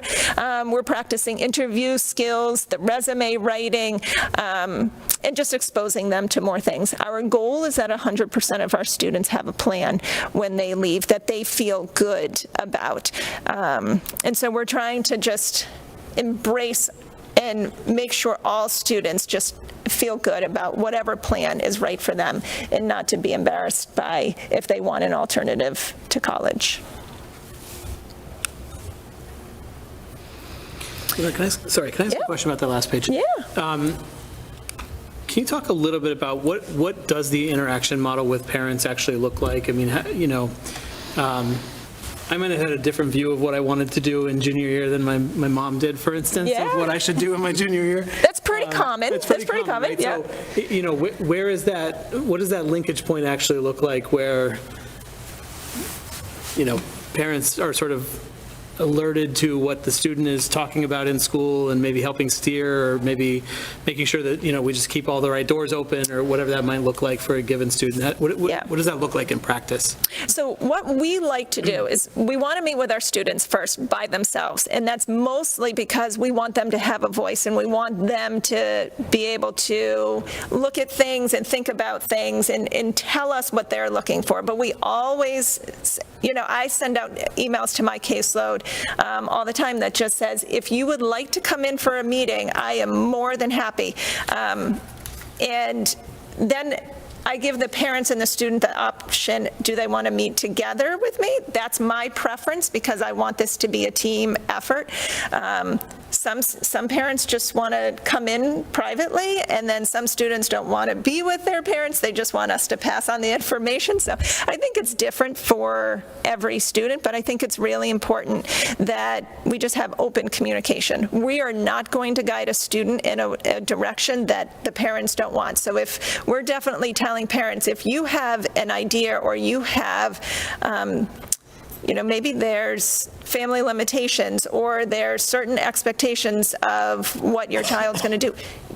You guys are the parents, so we are just there to guide and assist. And oftentimes, we're that middle person that helps the students understand where the parents are coming from, or helping the parents understand where the students are coming from, and just how can you talk and have a productive conversation about things. But every family is different, and every student's different. Okay, thank you. Yeah. All right, this is I actually flipped the sides, but this is all about the college information specific to the class of 2022. So the students who graduated last year went to colleges and universities in 23 different states and 2 other countries outside of United States. 50%, I thought this was interesting because it was right smack in the middle, 50% went to private schools all over the country, and the other 50% went to public colleges and universities. 64% stayed in New England.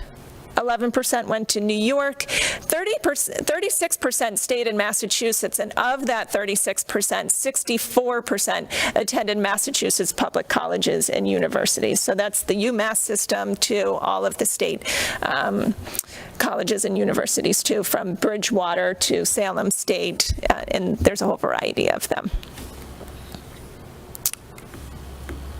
You know, as I was saying earlier, so this was the slide that I meant to have first. As I was saying earlier, we have a high percentage of our students that go off to 2 or 4-year colleges, but the number of students over the last few years, as you can see, from 2019 to 2022, the percentage has increased of students who are taking gap year programs, who are joining the military, or who are choosing the world of work. I think there were 3 students last year who participated in a gap year program this year, so I'm excited for them to come back and share with us about their experiences. I'm a big fan of gap year programs, and but the number is definitely increased of students who are looking for alternatives. So when we talked about this last year and maybe 2 years ago as well, you know, I don't think we entirely knew, I mean, that was a pretty substantial increase in the number of students in that bottom row, right? And I don't think we entirely knew when we hypothesized there were students who didn't want to start college, you know, fully remote or in masks or having to get takeout instead of going to a dining hall, all kinds of things, right? I mean, at this point, does this feel like this is sort of the new normal and reflective of the very positive conversation we've been having about other paths that students can take? Based off of what I'm hearing from parents, I do think it is the new norm, because right from junior year when we're starting the process, they're asking us, is this going to be only a college conversation, like the parent nights? Is this only going to be a college conversation because my child is looking to do something else? And I'm getting phone calls about, do we help with job placement or things like that?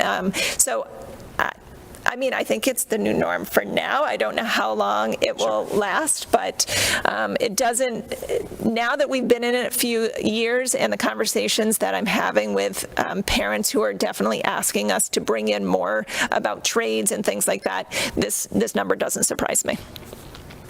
Sharon? So similarly, I feel like I recall around the past few years, you were seeing more kids ending up local if they were going to college. Are the percentages that you showed for New England and Massachusetts, is that still higher than it used to be? It's roughly the same. There's not, it's like a few percentages off, but it's not a huge difference. Okay. Yeah. So I was surprised to see the two-year college go down. One of the things we've talked about in previous years was just with the costs associated with 4 years, that a lot of kids were looking at getting some of their credits at a 2-year school transfer. Is that not the case anymore? Or? I think there are still students who are considering it. It could just be the particular class where things went down. It is talked about in our seminars because I definitely see a benefit for some students. I don't know about the drop in the past year. I don't know. Yeah. Anything else about that stuff?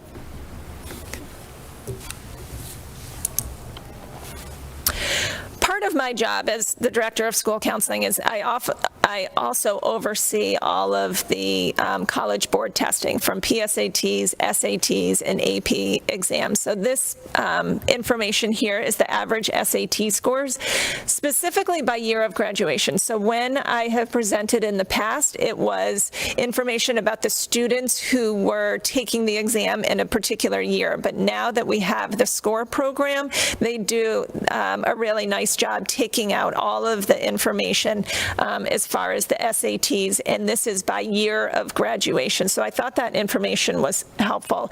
And we took the advice from you guys from last year, where I previously had the number of students, and now it's the percentage of students. So you can see the percentage of students in the last few years who have taken the SATs. In 2021, I want you to remember this is the pandemic year. So in the March, for the class of 2021, in March of that year, that's when they were juniors, and that's when we canceled the SATs, and it was a very stressful year. And then in September of that year, we offered it in school for that class.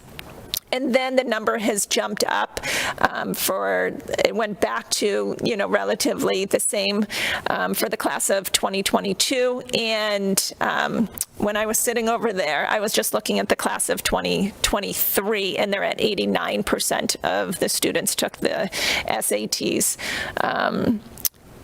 for the class of 2023. So. Check. Yep. So I'm actually surprised to hear that, because I thought this was kind of going the other way. I mean, you definitely hear law schools aren't really looking for LSATs anymore. And you're hearing a lot now of test optional or they don't really care. Yeah. There's about 1,800 schools that are test optional. I think that the students want to take it for the first time, see how they do, and then there's more and more students who are not taking it a second time because they know it's test optional, and once they have an idea of where they want to apply, then some of them are choosing not to take it a second time. But I think it doesn't surprise me that they're taking it at least once. I will say that what we have found is that some schools, despite saying that they are test optional, that's for admissions purposes, but when it comes time for scholarships and things like that, there's a benefit to having the SATs. So I think more families are hearing that, and it's unpredictable, especially junior year, where students don't necessarily know where they're going to apply. They just want to be safe safe and have the scores, and then they get to decide if they're going to send them or not. Yep. So that was one of my questions, because, you hear as a parent, you hear different messages about what test optional really means. Yeah. You're reading between the lines, and are you really test optional? So do you guys help the students, like, okay, this is your score, go ahead and submit to this one, don't bother submitting it to this one kind of conversation? Yes. Sometimes families just decide on their own, but we often get that question. So we'll look at the average SATs for that particular school. If they're right in that range of the average or they're higher, then we're saying submit them. But there's always that piece, and we're very clear with the families that we're talking about admissions. We're not talking about the financial aid piece. We're not talking about scholarships or things like that. And that's why every student has to dig a little bit deeper into asking admissions counselors, especially on the tours. Does that play a factor in it? And then sometimes it just comes down to their personal choice, because this is a big decision for students, a big decision for families, and there are some times where they're just, if they don't get accepted, they want to know that reason. And if they're right in that middle range, sometimes we're saying, put everything forward because I don't want you to have any regrets. But then if there's a student who just has it in their head that they did not do well on the SATs, even though we're saying they did great on the SATs, sometimes they have to kind of go what they feel is most comfortable. We're there to advise. Yeah. Can I ask one more question? Sure. It seems like, in past years, you had to take the SATs, right? So it seems like now you're in that tricky spot where it's tough, because you want to encourage them to take the SATs, because what happens if they get to a point where they haven't taken them and they've realized that they probably should have taken them? So that's a tricky spot. I hope we're kind of pushing them in that direction almost. Yep. And then you don't have to use it if you don't want to. Right. But at least you have that information. Right. To pass along. Yeah. We are in the process, we're having discussions of the pros and cons of offering it during the school day, so no decision has been made at this point. College Board is moving their tests all digital, so in the fall, the PSATs will be all digital, and in the spring of 2024, the SATs will be digital. So there's pros and cons to that. For the SATs, we're a national test site. The thought of me being here with a whole technology craziness with students from other schools makes me quite nervous. I'm not going to deny. So we're having conversations about what with the IT department as well as our administrations, of what makes the most sense for our students. With the equity lens, I think it's really important. Like, we're looking at who are the students who are taking the SATs, who has access to them, who might have trouble getting here, things like that. So we want to make sure that we're doing the right thing for all of our students. So we're having those discussions now. What's the overall message you're hearing from colleges in terms of, a lot of them waived it again because of the pandemic, but how many are bringing it back versus are more and more just saying we're just going to keep it optional? We're definitely hearing that some colleges are bringing them back. We also heard that some colleges are waiting to hear what Harvard was going to do before they made a decision.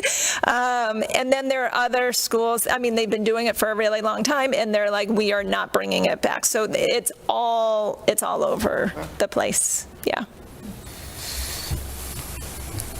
We good? Okay. The next slide is about the AP. Did I do something here? You did it if it's not working. There we go. So this is the information from the last 4 years. Last year in the class of 2022, you can see that the number significantly jumped. We had about 90 more students taking the AP exams, and they took 592 exams. So I actually didn't do the percentage, but in my head, roughly, it's somewhere around 80-85% of a jump there.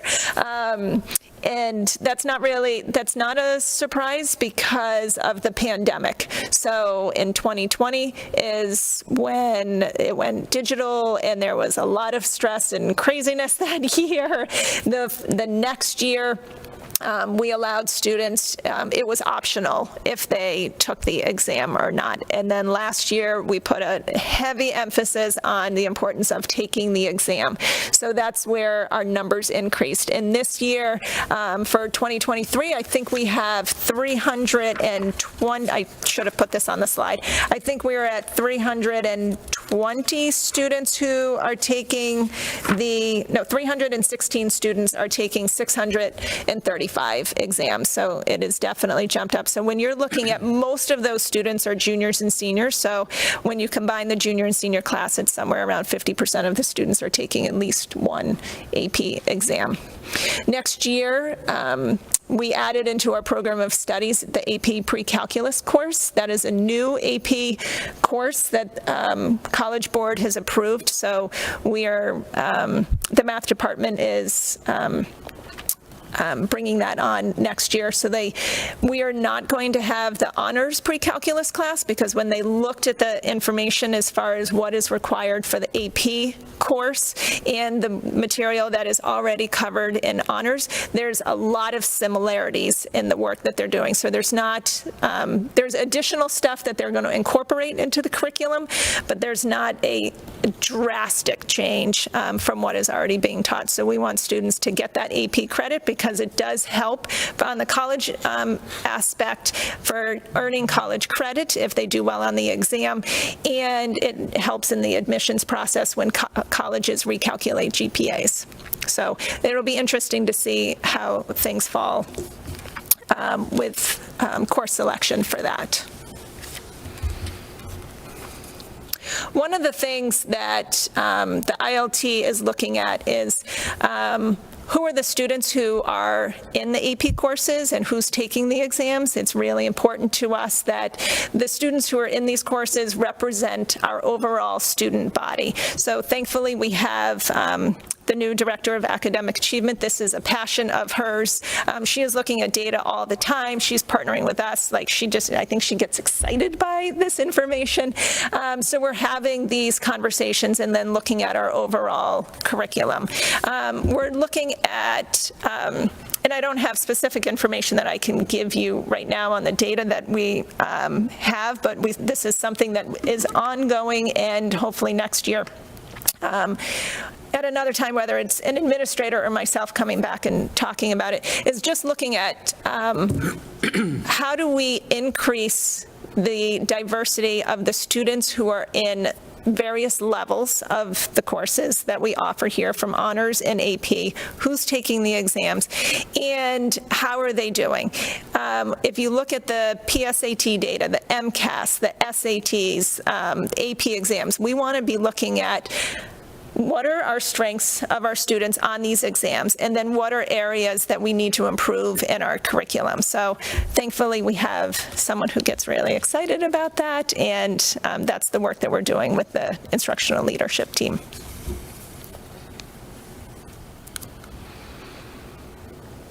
College Board has the AP recognition program. So there's AP Scholars, which is for students who get a 3 or higher on 3 or more exams. So you can kind of see the trend over the years. Last year we did well, but there was also the increase in the number of students who are taking the exam. There's AP Scholars with honors, and then there's AP Scholars with distinction. There is also AP Scholars, National Scholars too. We haven't had any in the last few years, but that's another distinction that they offer. So our students overall do well on the AP exams, and I think that that's due not only to the hard work of the teachers and the dedication that the students have of, working really hard, but I think that's a K through 12 piece. All of the teachers have prepared the students to get to the higher level. And as a district, I know that there's conversations of looking at our curriculum overall to make sure that all students are represented in these higher levels. So. Lena, real quick, does this number represent 1 year of a student, or does it represent their academic career? So if they took an AP as a sophomore, 3 as a junior, 2 or 4 as a senior? Multiple years. It looks at across all the years? Yep. It's based on graduation year? Yep. So this is our 2022 graduation year? Yes. Even if they took classes Yes. for the last 3 or 4 years before Yes. that? Okay. Yep. Yeah.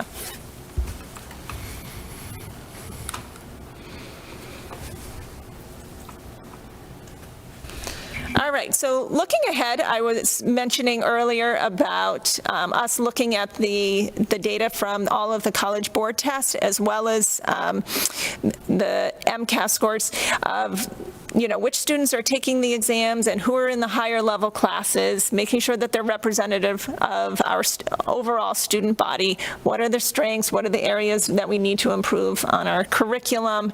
And then I had mentioned earlier exploring the school day testing. That's the academic piece of things with the college piece. But I think so much of what is important is not only how are we preparing them in the classroom, but also how are we preparing them for the future, especially career-wise and giving them hands-on experiences. So I'm really excited to be moving forward with the innovation pathways. When I went to visit Uxbridge with a team that went out there, I was so impressed with what they were doing, and I couldn't wait for us to bring that here. So it's really exciting, all the work that Jess Callanan has been doing and partnering with her, rolling this out to the freshmen, the incoming freshmen, and just hearing all the parents and the students who are really intrigued. Today we rolled it out to the students in the freshman class, explained to them what Innovation Pathways was all about, all the opportunities if they were interested in doing this. So it's exciting for us, and I think that she's done an amazing job partnering with all the different companies in the area. With that, there's on the bottom piece, I talked about the internship program. So we've had the internship program for many years here, and I would say that it's a small number of students who have participated. So they leave at the end of fourth quarter, and they are doing an internship, and they come back and do a presentation. And it's a nice, stepping stone for the students to get experience in a field that interests them, and then they don't have to finish their fourth quarter. So there's an incentive for some students. This year, we partnered with Mass Hire and the state, and so there's a lot of money that is, I think it's $60,000 for students who are interested in education. So they can do a fourth quarter internship, and they can get paid $15 an hour up to 100 hours. So many of them are going to work in our elementary schools, preschools, and different opportunities for students who are interested in education. And then recently we just heard that there was a $30,000 grant where students can do internships through anything in the STEM field. But in addition to those two things, there's still an opportunity for students to do internships. They might not be paid, or they might be paid through the company, but we're going to be rolling that out to the seniors very soon to let them know. I know the education ones have already been rolled out to the students who are in the Child Study Program and Field SEM, and the application process has already started with that. And the other thing that I just wanted to mention is the dual enrollment program. So last year and this year, we partnered with Endicott College and offered, last year, we offered 2 classes, and this year we offered 2 classes.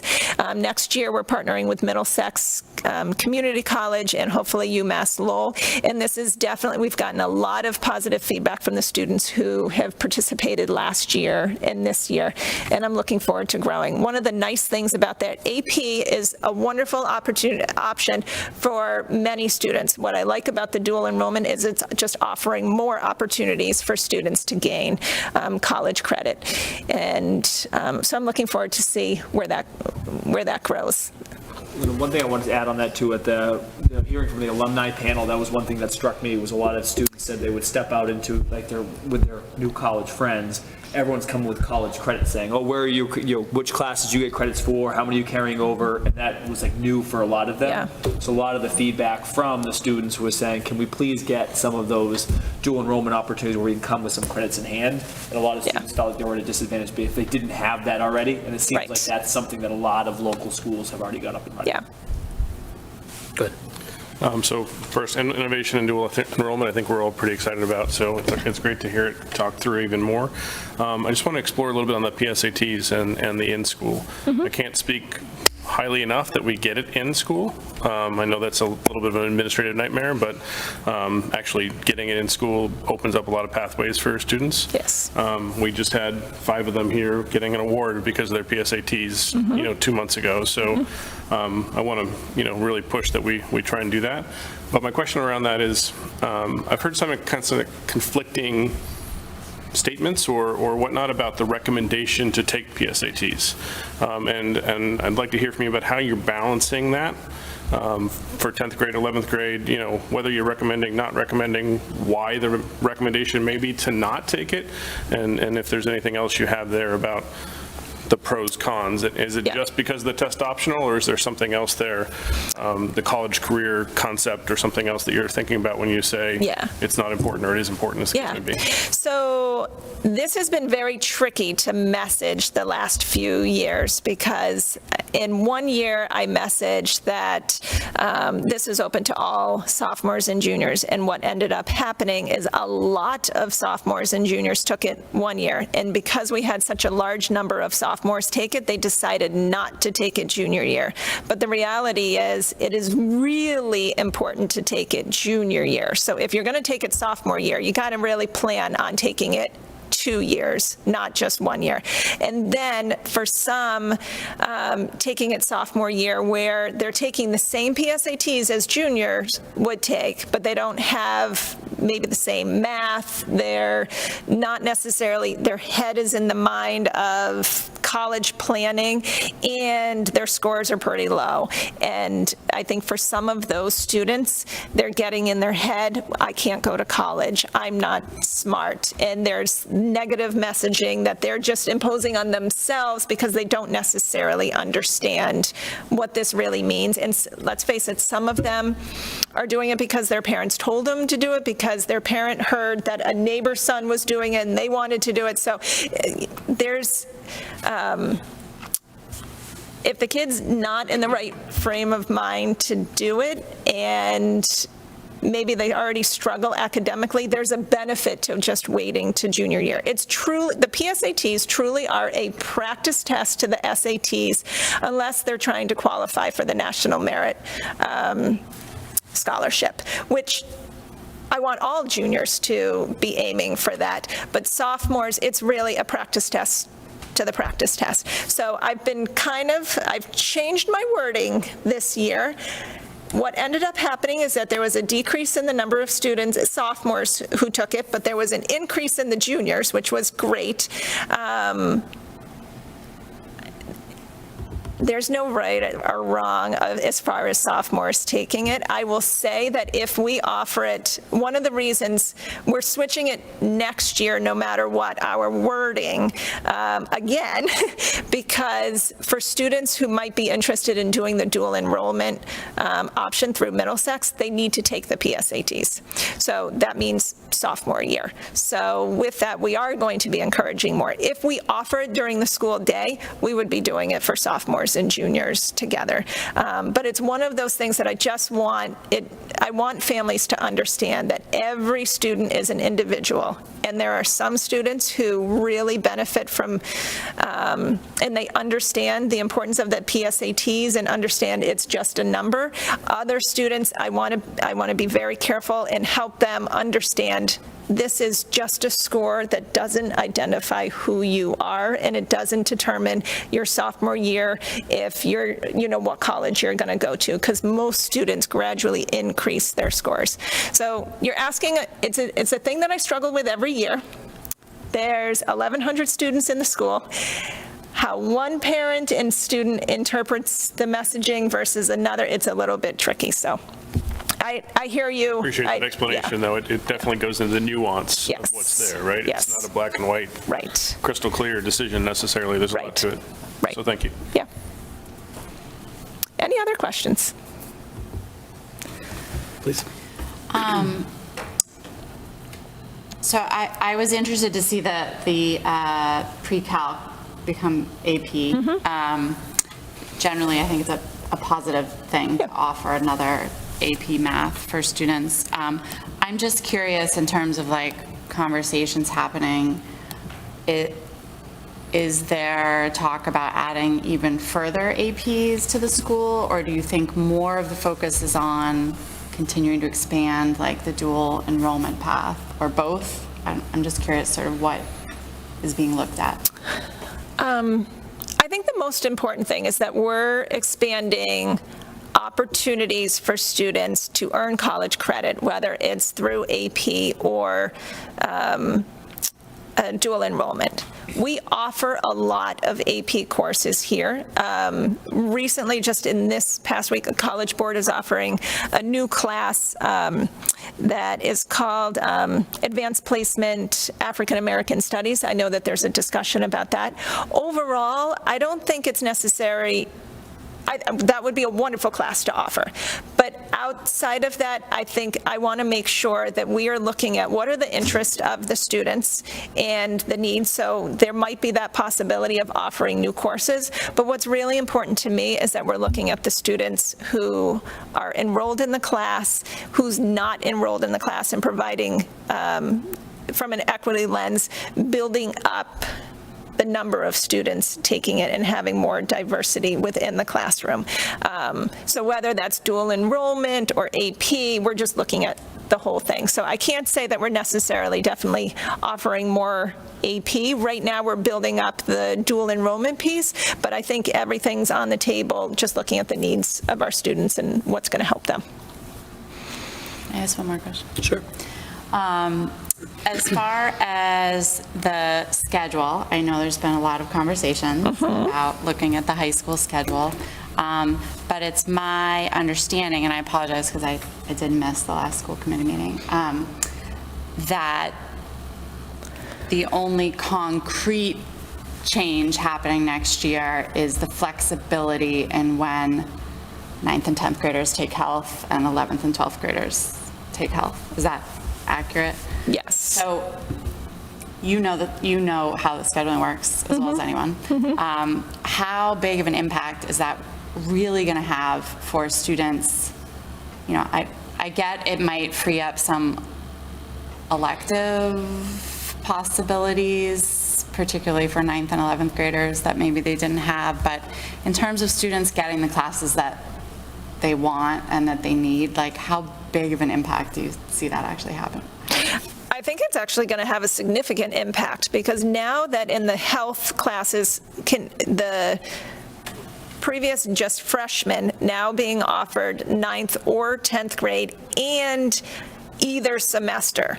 So it used to be that you take, for freshmen, they would take PE the first semester, health second semester, and that's just the way it was. So next year, now they get to take it 9th grade or 10th grade, and we're going to have options both semesters. So what that's going to do is it's going to free up, it's going to improve the schedule in two ways. One, it's going to allow students to take more classes, because that's always been a struggle. If PE and health are offered every other day, that takes up a full block the entire year.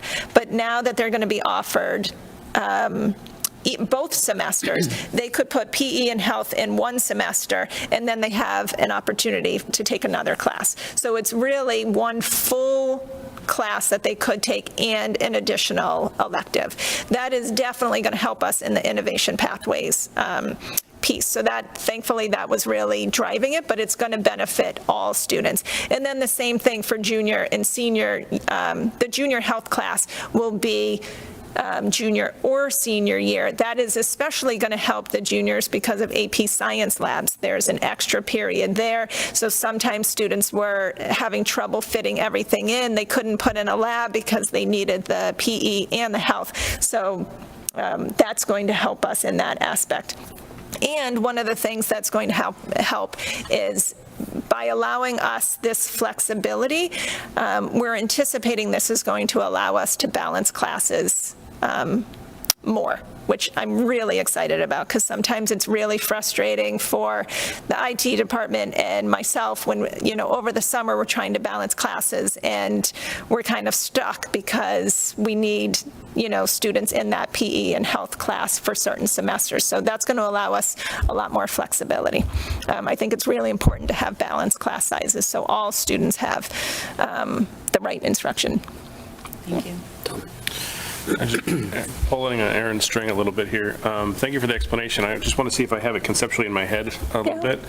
Essentially, we're going to allow for one of their semesters to take both classes at the same time. So it's a full 7-block period, right? Which means the other semester they have available for a half-year class. Correct.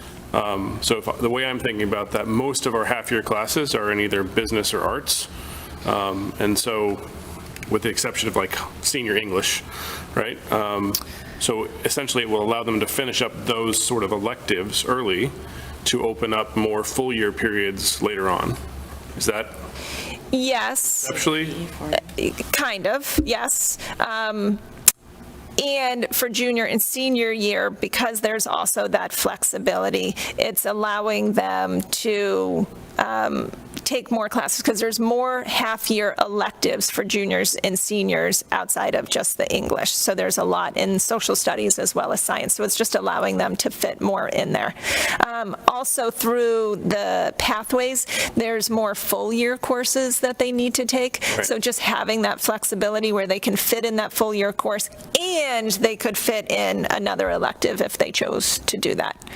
I know that there's some concern, like students are like, but we really like our studies. Of course you like your studies. They're still going to have studies. You got to remember that they're still having 2 flex blocks a week. So when they're not in the guidance curriculum, they still have 2 periods a week where they can get homework done and things like that. There will still be students who have studies, but for those that are looking for to take the additional classes, I think this is going to help them. Okay. Yeah. Anything else? I think you're off the hook. All right. Thank you very much. Well, thanks, everyone. Good luck with the rest of your meeting. On that note, we're 2 hours in. Why don't we take a 5-minute recess, and then we'll tackle our final meaty subject, and then 3 I expect to be relatively quick. So we'll come back in 5 minutes.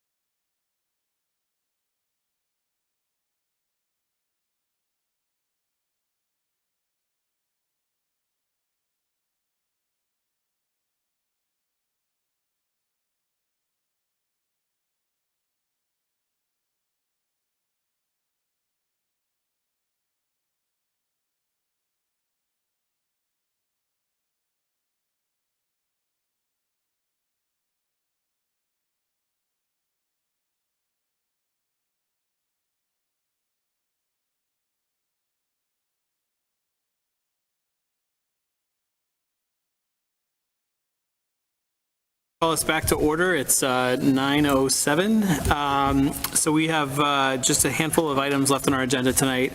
The next one, I will turn it over to Dr. Milichewski, who's going to provide us tonight with an introduction to the multi-year district strategic plan. Great.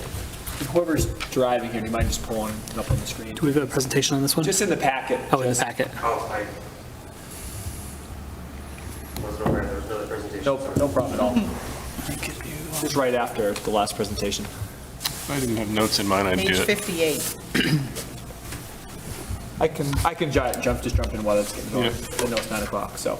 All right, so as I think the committee knows the full context here, that we are in the last year of a district strategic plan that was created by Dr. Doherty and the team before. This year, we made some modifications to last year of the plan, in which you see in front of you, you have sort of in the packet, a progress update of some of the work we've done to map out a strategic plan for 2023 to 2025, and also just outline the steps that are ahead for us as a district. So to give a little bit of context on how we've been working on this over the past It's coming. It's coming. On the past couple of months, we've organized this. Our district leadership team, so our central office team, principals, directors, coordinators on the instructional end, have focused on trying to narrow the work into just the larger buckets, which we're calling our strategic objectives. These shouldn't be a surprise for anyone, which 3 we've carried over from before: safe and supportive learning environments, coherent instructional systems, school operations, and one which is new this year, which we think was sort of a missing link for us, as family and community engagement. I think that those are pretty broad and really can encompass anything that's going to any of the work happening in schools. Now, we thought, which is the next layer of work, was for us to map out what are the strategic initiatives that are happening within each of those buckets. So our team sat and met and said, within each of those buckets, what are the things that we know are ongoing now and are on the horizon for us over the next couple of years? Looking back through both of our entry plans, Dr. Hardy and the minor entry plan, looking at the DESE district review, special education program reviews, and just a knowledge of where we are in the community and where we want to go, to try to put on paper what are some of those, again, initiatives that are either ongoing or that we plan to tackle the next 3 years. So you'll see those listed in sort of the kind of matrix form here on the listed in the packet, where we have under each of the 4 buckets several different strategic initiatives under each of the strategic objectives. So, for example, under family and community engagement, 4.1, it's strategic objective 4. Strategic Initiative 4.1, strengthen family school partnerships. 4.2, strengthen supports and connections for multilingual learners. 4.3, create a children's cabinet to bring together key leaders to serve youth and children. And 4.4, expand vehicle for community outreach, annual community report, budget FAQ, and with town meeting members. What you don't see yet is sort of how are we going to do that. So I think that's why this is just a high level, just framework for the plan. And what the next step for us as a community to do is to have each of these be mapped out by a corresponding action plan. So in the updated version, which you will see later this spring, if you were to click on, say, 4.2, strengthen supports and connections for multilingual learners, that would bring you to an action plan that would outline who will be leading this work, how will it be implemented, and then how will we be measuring our progress. So again, this is just meant to, at this phase, be a very high-level overview of the work, and I think where we really get into the good stuff and the nitty-gritty is the next phase of what is this going to look like, how are we going to move this work forward. Couple of things before we just open up to questions. First is you'll see that there's also right now, we have at the top of the plan listed just some tentative leads right now who are leading each of the strategic objectives. This list is going to grow. The other thing that we want to add on too is that there's also some of the strategic initiatives are going to have teams that are going to be leading those. So if you look at 2.1, Enact Special Education Multi-Year Improvement Plan, we've been working with CPAC to be able to say that we want a couple of parents to work with us as an administration to be on a team that's going to be monitoring our progress towards implementation of the Special Education Multi-Year Improvement Plan. So if you were to click on 2.1 on that action planning doc, which we'll create, you'll see that that's going to be led by Jen, Allison, the 4 parents who we've asked to join that team, and then you'll map out again what that work's going to look like.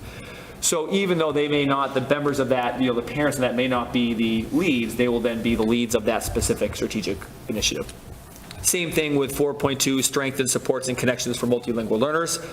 Obviously, on that, we need Karen Hall getting that work. We need many of our multilingual learner families on sort of those teams as well. So there's, even though we've identified some of those leads for the strategic objectives, when you dive deeper into those strategic initiatives, there's also a lot of those that are going to have their own teams that are going to be driving that specific work forward. I think a couple of things that we wanted feedback on from the committee tonight are, one, as you look through the strategic initiatives, is there anything that's missing on here? So is there, say that from what you know about where we are, where we're going, where we want to head, is there anything that you'd recommend that we put on here? Two, is there anything that you recommend that we pull back on that you just don't think is relevant for the work of where we're going? Or is there things that need to be, are sort of miscategorized? You think there's someone should be bucketed in a different area? In addition to that, we'd love your feedback, just general framing of just expectations for what you'd like to see in the final products, things you want us to keep in mind as we start to move into the action planning phase. I will also say, so where we would go from tonight, our teams would start to dive into the action planning and the sort of the how we're going to do this documents. And once we kind of create those, we'd go through a series of family engagement sessions with our community to get some more feedback. So we'd present this to school committee as a finalized draft. We would then have some coffee hours, some Zoom sessions to show so the community could see, here's all the things that are strategic initiatives, and if you click on them, also here's all the things and specifics of what we're going to do to live these out. And we think that level of specificity is really important for our community to have the chance to give feedback. So we'll pause there, just open up for questions, comments, and concerns. I think one thing I'd love to see in the next iteration, the next discussion we have on this is, any thoughts you might have about how specifically we can get involved / support these initiatives, right? So that could come in the form of, does it make sense for us to think about, we've talked in the past about creating, more subcommittees and kind of thinking about that. Do we have a subcommittee attached to each of the verticals? Do we, identify a handful of these where it would be helpful to have a school committee member as part of that team, and then we can do it in almost a liaison style approach. I think that'd be one thing, without recognizing that these are going to be executed, by the administration and by staff, and we're not looking to sort of co-opt these by any means, but a lot of these also are going to have budget implications, goal implications, policy implications, et cetera.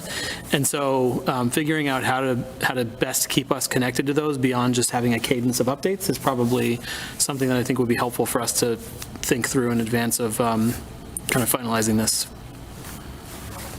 Tom? I was going to piggyback on that. It was something that was striking me as I was reading back through it again tonight is, and I'll go even a little bit further than Sean. This is where I push the envelope a little bit more.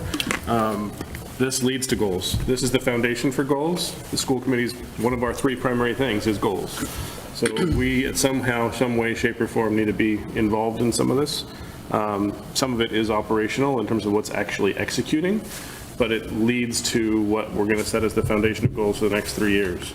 So we, in some way, shape, or form, like I said, need to be more directly involved in some of these teams. What that mechanism is, I'm just as open as Sean is in terms of what that mechanism is, but absolutely we need to figure out how our role plays into that. Whether it's the strategy sessions, whether it's, breakouts like this, whether it's liaison, whether it's, whatever the case may be. So I'd love to see more of that. And I'll pause there because I have a lot of other things, but in case anybody else wants to add on that particular topic. I also appreciate that too, because the tendency with some of these is to these go on a shelf once we sort of finalize them. So I think having more engagement throughout, I think is important. Keep going. Okay, so first of all, I like the way you've broken this down in terms of, the swim lanes and the kind of sub-deliverables within swim lanes. Some of them I'm a little like, is that the right place for it? And some of them I think we need a little bit more specificity or another sub-bullet. So Tom, you and I talked about whether MSBA is school operations, or whether it's more safe and equitable, safe learning environment. Because one of the reasons we're doing Killam is because it's really not an equitable learning environment. It's not safe with the lead in the water, etc. Now, when I look through the stuff you already have in that section, I can see why it wasn't put there, right? So I'm a little bit on the fence there about whether that's the right place for it, or if it even goes on here, frankly, and if it's just something else. It's not really a strategic, educational thing. We need a building, obviously, but I mean, I'm having a hard time with it being on here in the way it is, just me. Maybe I'm the only person. It just seems oddly placed. It's not school operations. It's either its own bucket altogether or it's somewhere else. So that's one thing. In the school operations bucket, and this kind of goes in line with some of my feedback in the formative review as well, it might be buried in 3.1, but I'd like it to be more specifically called out, and that is a review of our procedures and processes of making sure things are up to date, tight, and consistent across our district from an operational perspective, whether that's following policies, whether that's absence reporting, whether that's whatever the case might be, whether that's how we report who our staff members are, or things, little things, but the little things make the difference in whether or not we can achieve excellence, in my mind. And so if there's a bucket we can put something like that in, whether it's a sub of 3.1 or whether it becomes 3.5, I'm somewhat on the fence about. The other one I have is family and community engagement, and this is another one of my continuous bugaboos. We need to call out specific, a much better process around school councils in certain ways, and PTOs, and where they align, where they don't, and what the roles are of those two, and make that very clear from our operational process perspective. That's a key portion of the family and community engagement. Those groups have two different roles, yet I feel like they've been merged in many ways, in too many ways, and we're not respecting the boundaries of what those two groups are supposed to do to a degree. So I'd love to kind of put that as a bucket of really refining what their roles are, what our expectations are from our principals and their support staff with the teachers. And it is a community too, because it's not just parents and teachers. The school councils in particular are theoretically supposed to have a community member involved in them as well. So that's just a few points of feedback as we look through this. Thank you. Chuck. So, I agree on the, with the MSBA, I think that should be in here because there's still a lot of deliverables that need to, needs the superintendent to get done. So I think it's important that it stays in there, but I agree with you that I don't think, I maybe see why you put it in operations, because Susan and Kevin were kind of leading that, but I think it does belong in safe schools but that's pretty packed already. I can see it both ways, and I guess we could probably, but I think the rationale, you're right, and that's like sort of Susan's, and a lot of this falls into Susan's work, like lane 3, but I also think the other rationale was a lot of the deliverables are operational. Yet now that I hear you saying that, a lot of like the design is going to be in safe and supportive learning environments too. So I guess I can go, I guess as I'm speaking, I'm just realizing I can go either way. So if the committee wants to push us one way or the other, that's fine. Otherwise, we can talk through it. But I think the other thing is, I think it just needs to be in the document. I wouldn't quibble over probably where it goes. But it might be its own thing, but Yeah, it definitely needs to be there. It's going to be a huge focus for the district in the next 3 years. Probably one of like your primary focuses. So I think it needs to be in there. But I do think we're not just building a building, right? Like we're also looking at how are we addressing space needs? How are we addressing equity? How are we addressing programmatic needs? We're really looking at the future of our spaces and so it's so much bigger than that. Maybe you just break it up. I was going to say, can you break it up? Yeah. Do you have, because maybe it's slightly different people talking about different aspects of that, so it might need to be reflected more than once. You can think about that as an option, but I agree with Chuck. It needs to be in there. It's such a big thing happening for the district and happening for you all. So. I'm going to share what I'll say is a visceral reaction, not one I've entirely thought through. We spend a lot of time talking about high-quality curriculum and rigorous instruction and those sorts of things. It's in there, right? It's 2.2. That feels like it should be that feels like it should be bigger in some sense. Again, I'm having a visceral reaction to it, sitting alongside other things that I feel are relatively, more mundane or more, more, mundane's the wrong word, but that's like 50% of our work, and it's like one square here, right? So that's kind of what I'm reacting to, is how do we add some meat around that, and think about that in the context of, in our last meeting, we talked about the key initiatives and the two that we're going to prioritize. Probably, 2/3 of those fit into this one square, right? So that's really, again, just kind of a visceral reaction. It just feels like we should have more attention on that box than one box implies. Can I respond? Yes, please. Thank you for raising that. There's obviously a lot that would be embedded in that box. I will say, though, I think there are a few other boxes in this lane where some of that work would show up, in particular 2.4, where we're really talking about assessment. So to me, those two are inherently linked and really essential to all of the projects that are underway. The other one that I would draw your attention to, if I can find it, is where we talk about, 2.5. Designing a high-quality system of professional learning.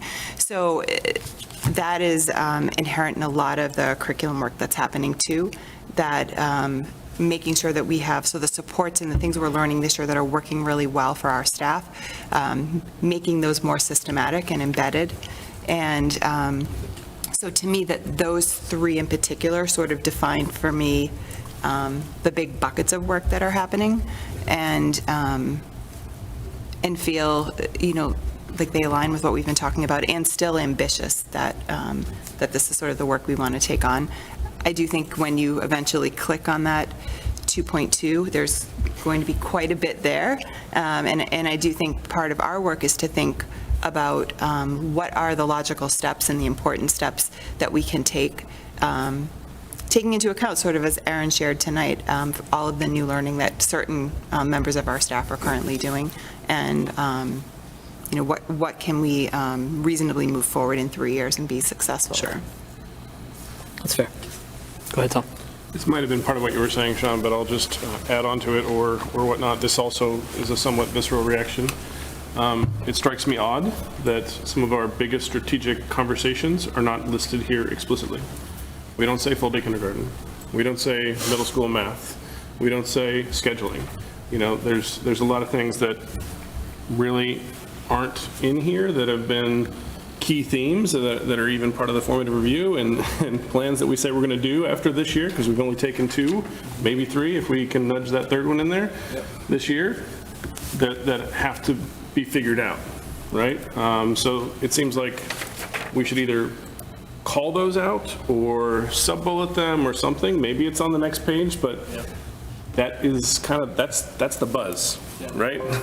And you don't want the buzz to be buried, right? Don't bury the lead, right? That is the lead in many cases for a lot of those things. Elementary half days, things along those lines fits in some of these spaces, but it's not specifically called out. So it would be great to see how we could integrate some of those core themes in the front page, right? It's the headline.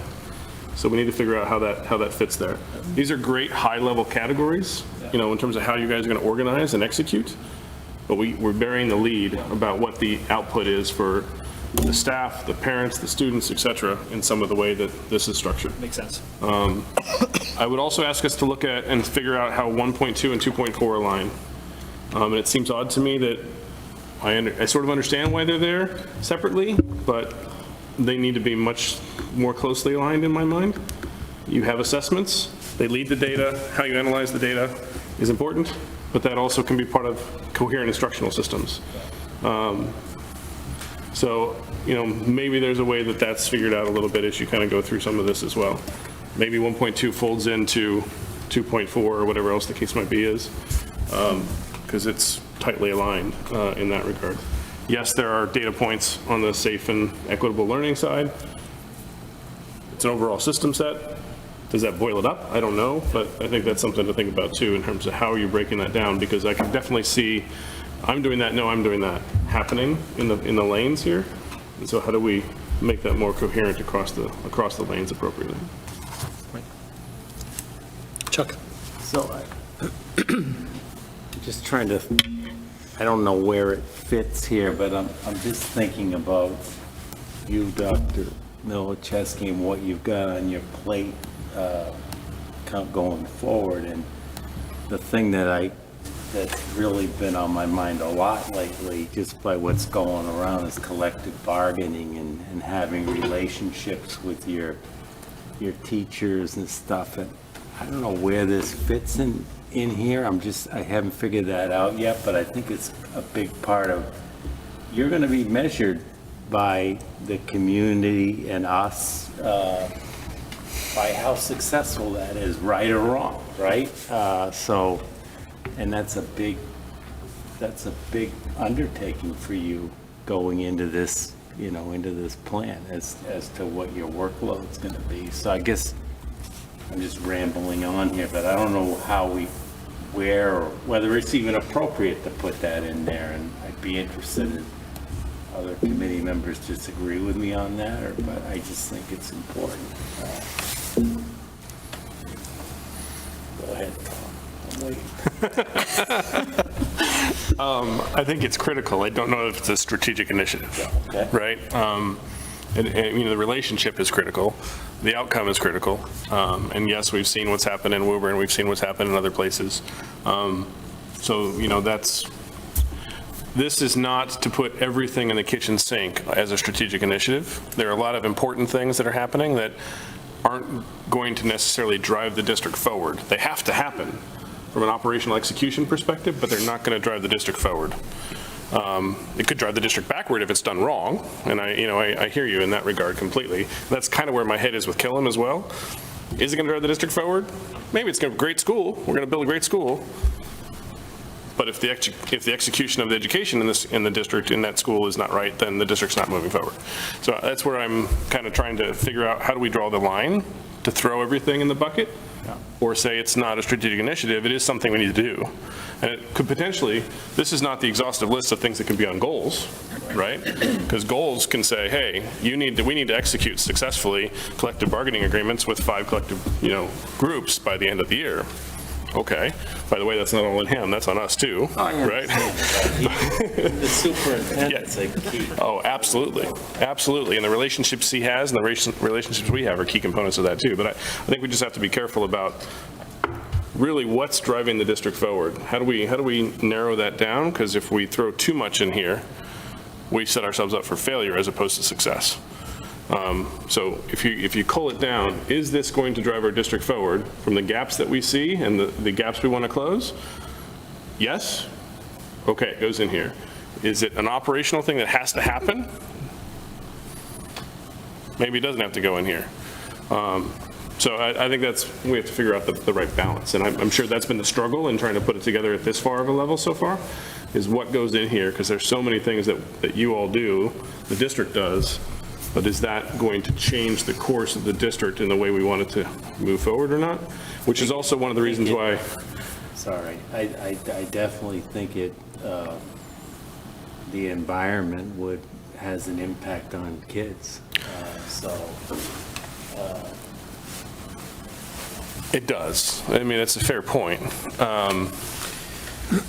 Arguably, and we're debating right now, I mean, it doesn't really there's no clear answer, right? It's a very gray area, so we can go either way on it. Arguably, that becomes should be a short-term thing if there's a contentious issue. Hopefully, there's no contentious issue. We work through it properly. But yeah, and I wasn't looking at it either as a contentious or non-contentious. I was just looking at it as a role. Yeah. And as a goal. Maybe a way to capture what you're getting at, Chuck, but also sort of keep it at the altitude, I think, Tom, that you're thinking about. Susan, I was thinking about 3.2, and I wonder if there's something in this one around having that sort of like multi-year view of the financial picture, which you've got, you've had, right? You've been working on, that sort of supports the execution of all these other, or the, successful implementation of all these other initiatives. Leverage and optimize all resources, including funding.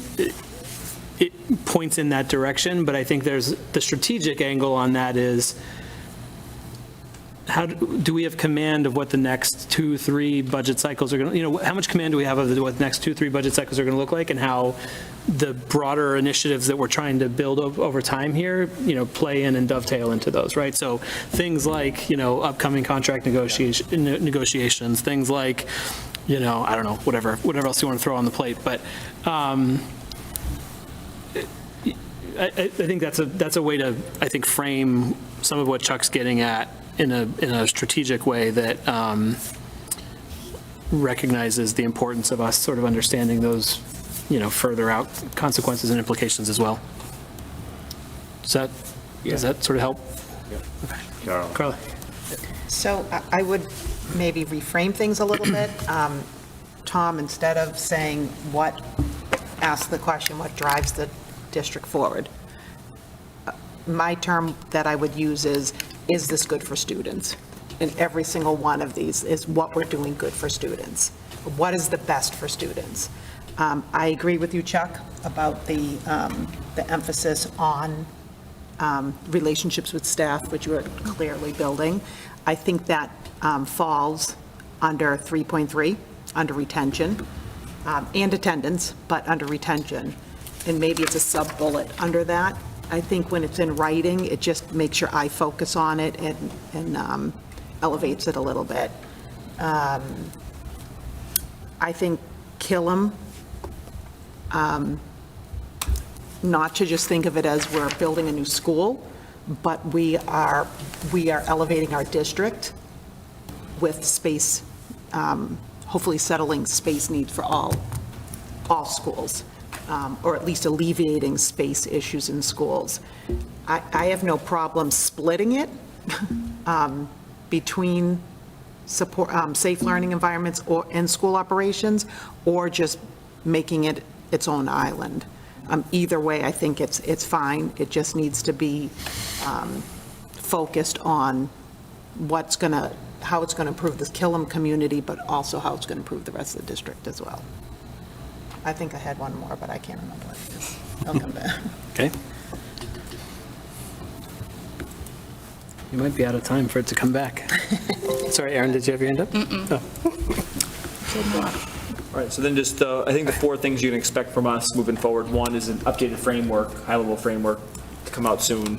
2, action plans that'll be associated with each, and I think that's really where the meat of this work is going to live, and you'll see exactly what's in there.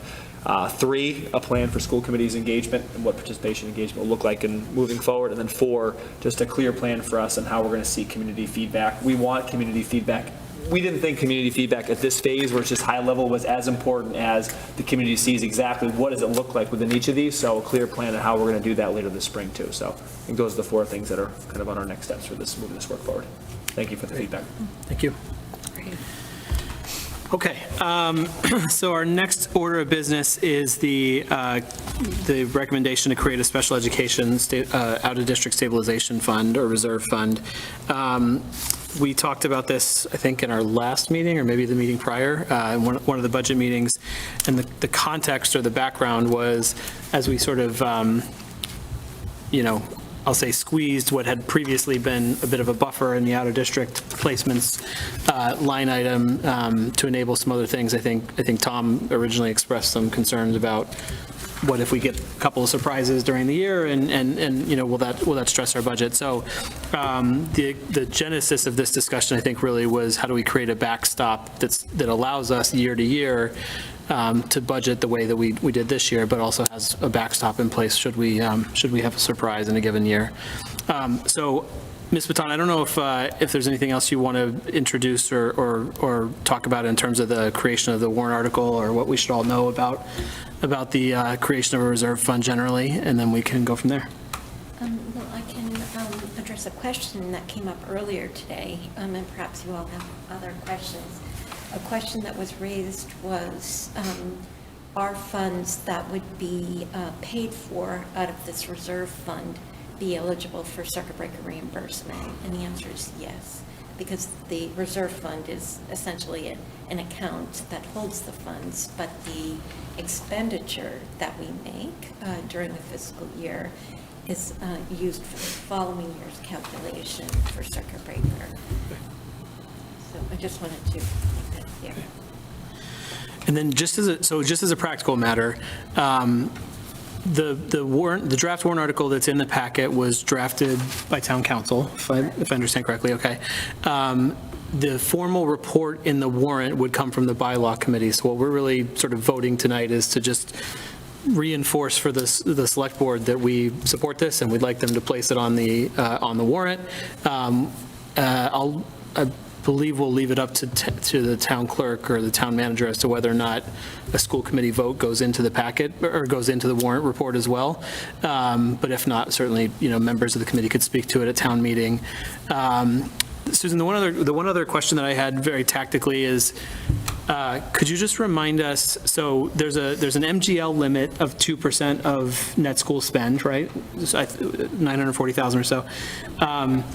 Is it a policy question if we set a different limit on how much can go into it, or is that a policy that we would determine, or do we need to, okay. Go ahead, Tom. So first, a clarifying question. This isn't a bylaw change, is it? No, but because it's exercising a local option, it's the bylaw committee that reports on that per MGL, apparently. I think that's my understanding. Is that more or less correct? Yeah. Okay. So that was one. Second, the language that's in the warrant is basically just taking out of 4013E, but it also makes it clear this isn't just limited to out-of-district tuition, right?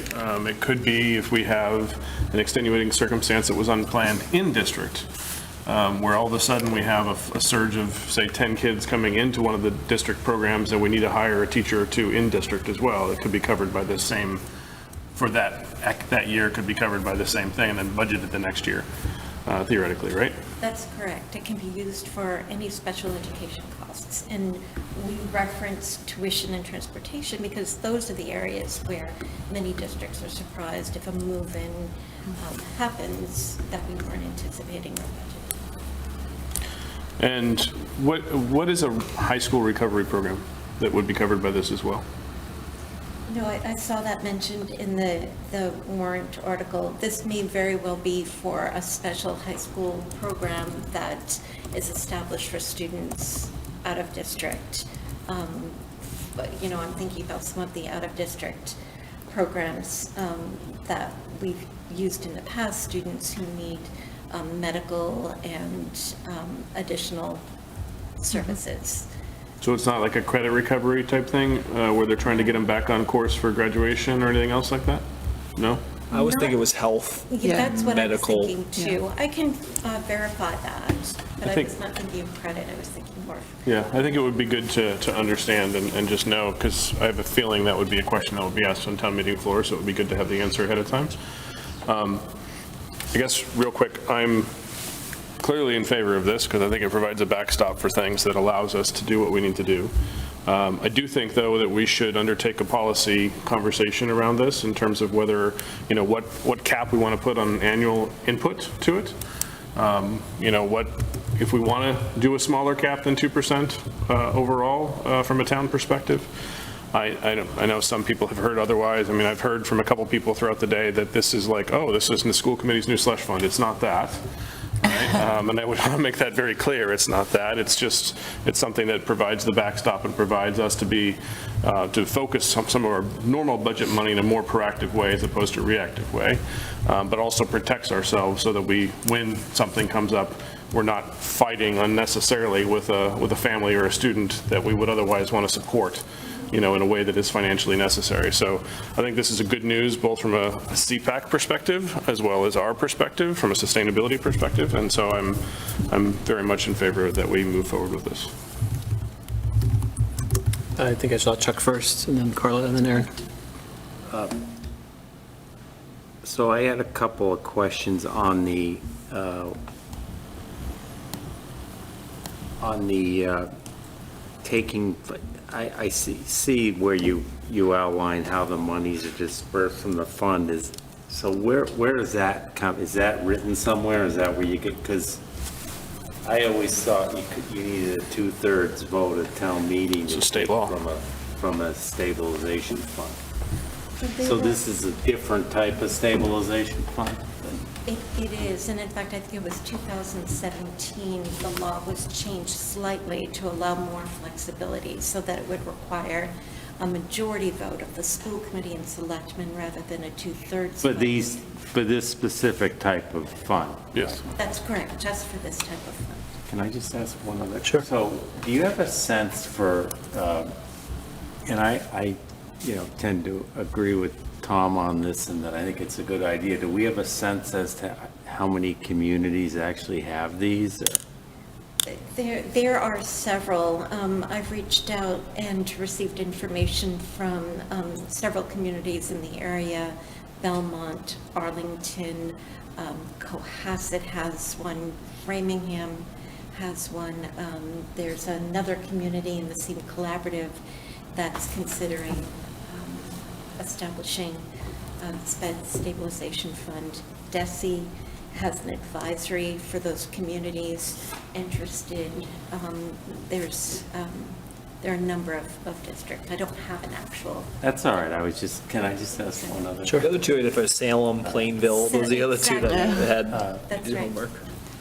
And I think, why we're talking about setting it up this year is because of, the situation we went into with this budget. But, I mean, in theory, there could be years where we don't even go to this. And at what point does it just keep growing where we would then go to it just to balance our budget? Can we do that? You know what my question, say it just kept growing and growing and we weren't using it and we decided to use it. It has to be controlled. Can we do that? The funds can grow up to 2% of our net school spending. Okay.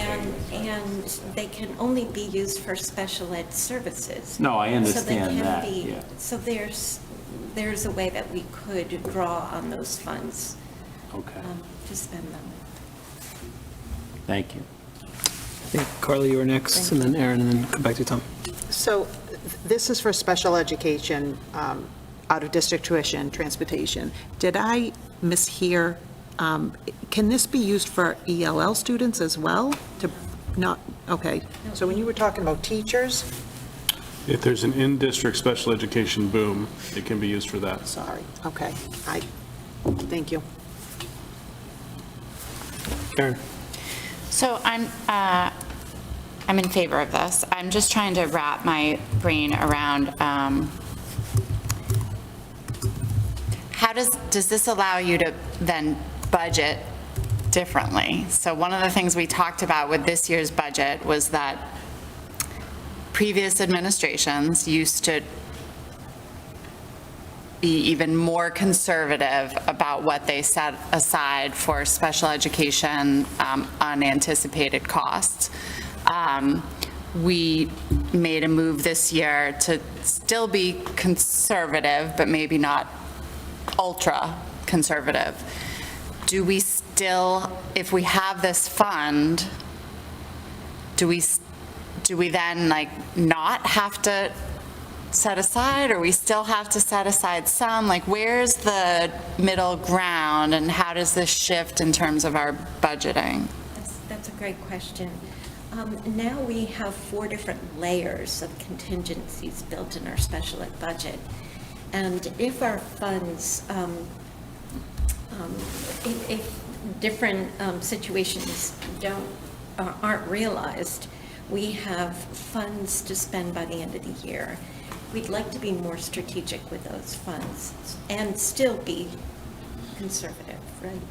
So going forward, we'll still conduct prepayments for the next year. We'll still budget for students that we may have been speaking about and may be on our radar for needing additional services.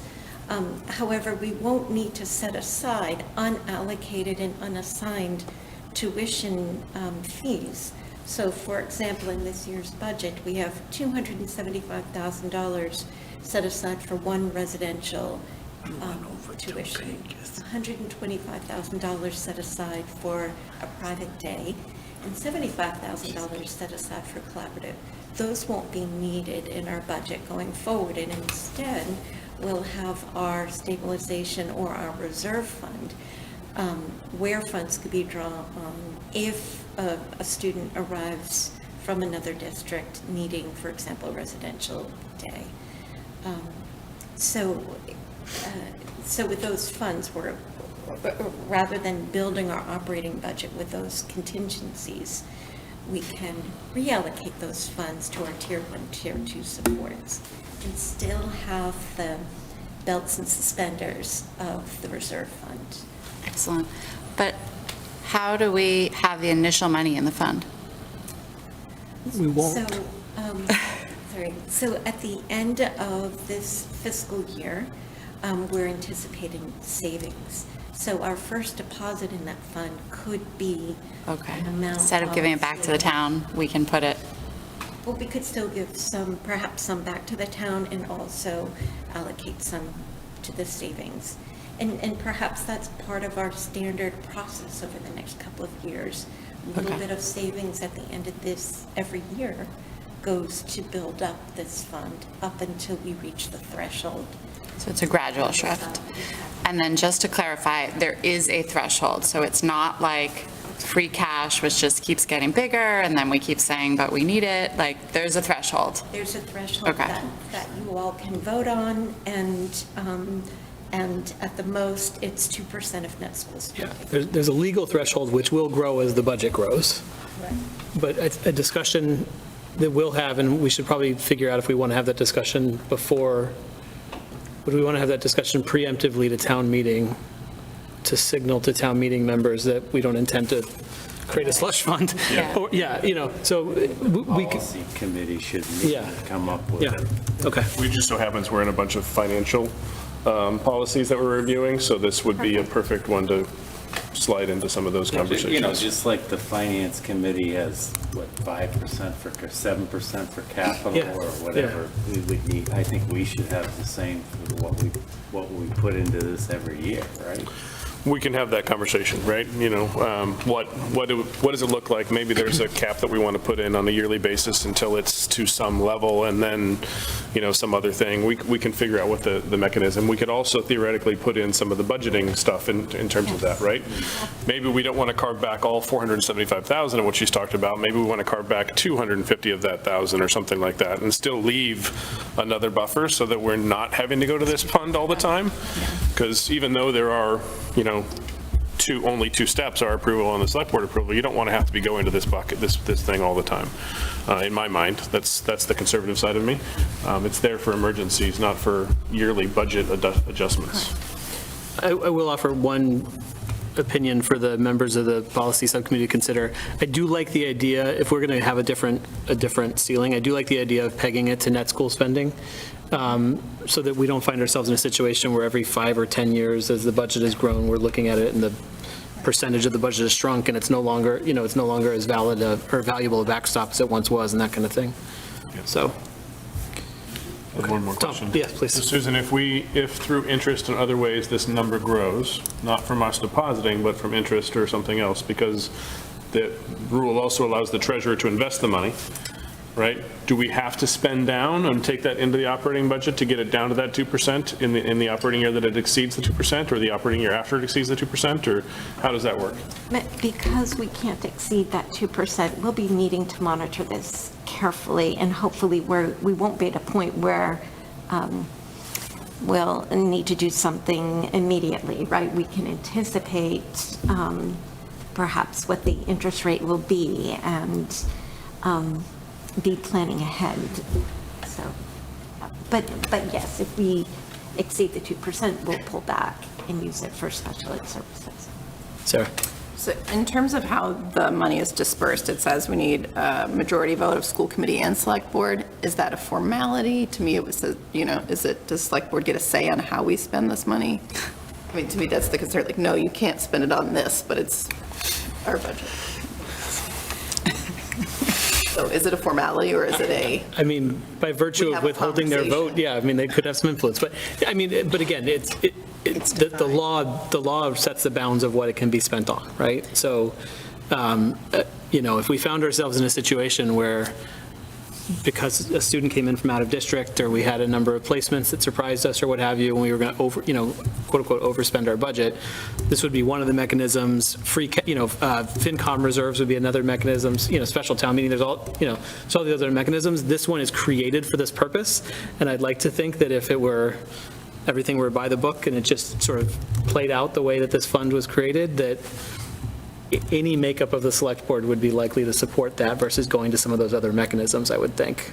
I think the same thing falls for us. I mean, if we're in that situation, it's going to be sensitive conversations that we just have to trust the people that are telling us that we need to use this fund for something, I think. Yeah, I mean, just to finish that statement, I think my concern about this would be that if we are going to use this as a mechanism to allow us to not be as conservative with setting money aside, that then we have all of these potential, hoops that we have to jump through in order to utilize it in the way we might want.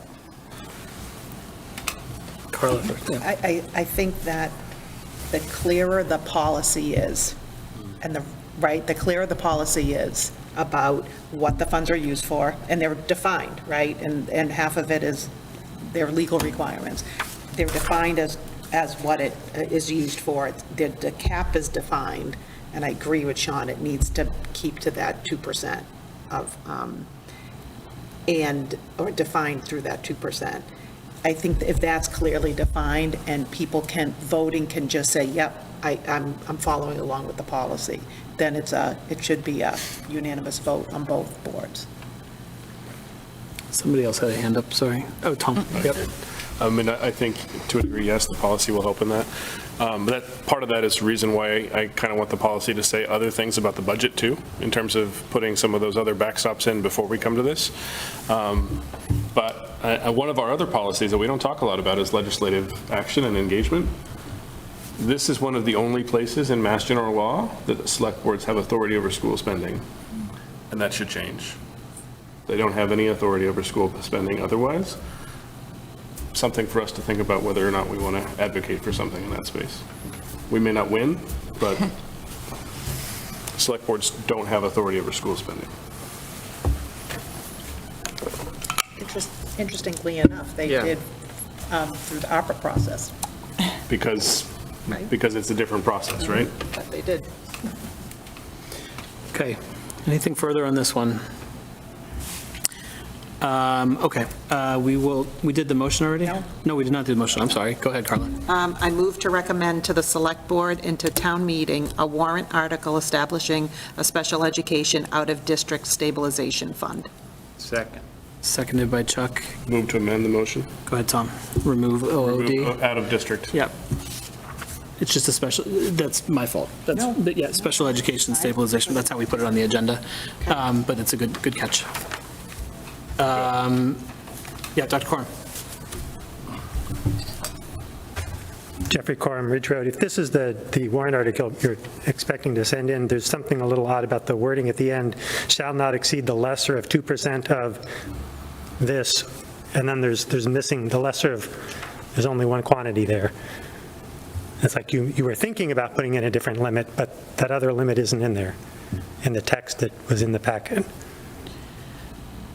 It's a fair point. So we don't own the article, but I think we can pass the feedback along to the select board and town council. But I mean, if you're amending it, I would say, amend the shall not exceed, just take out the lesser of, and you're. I think that's following state law. Hold on a second. Because I had it up.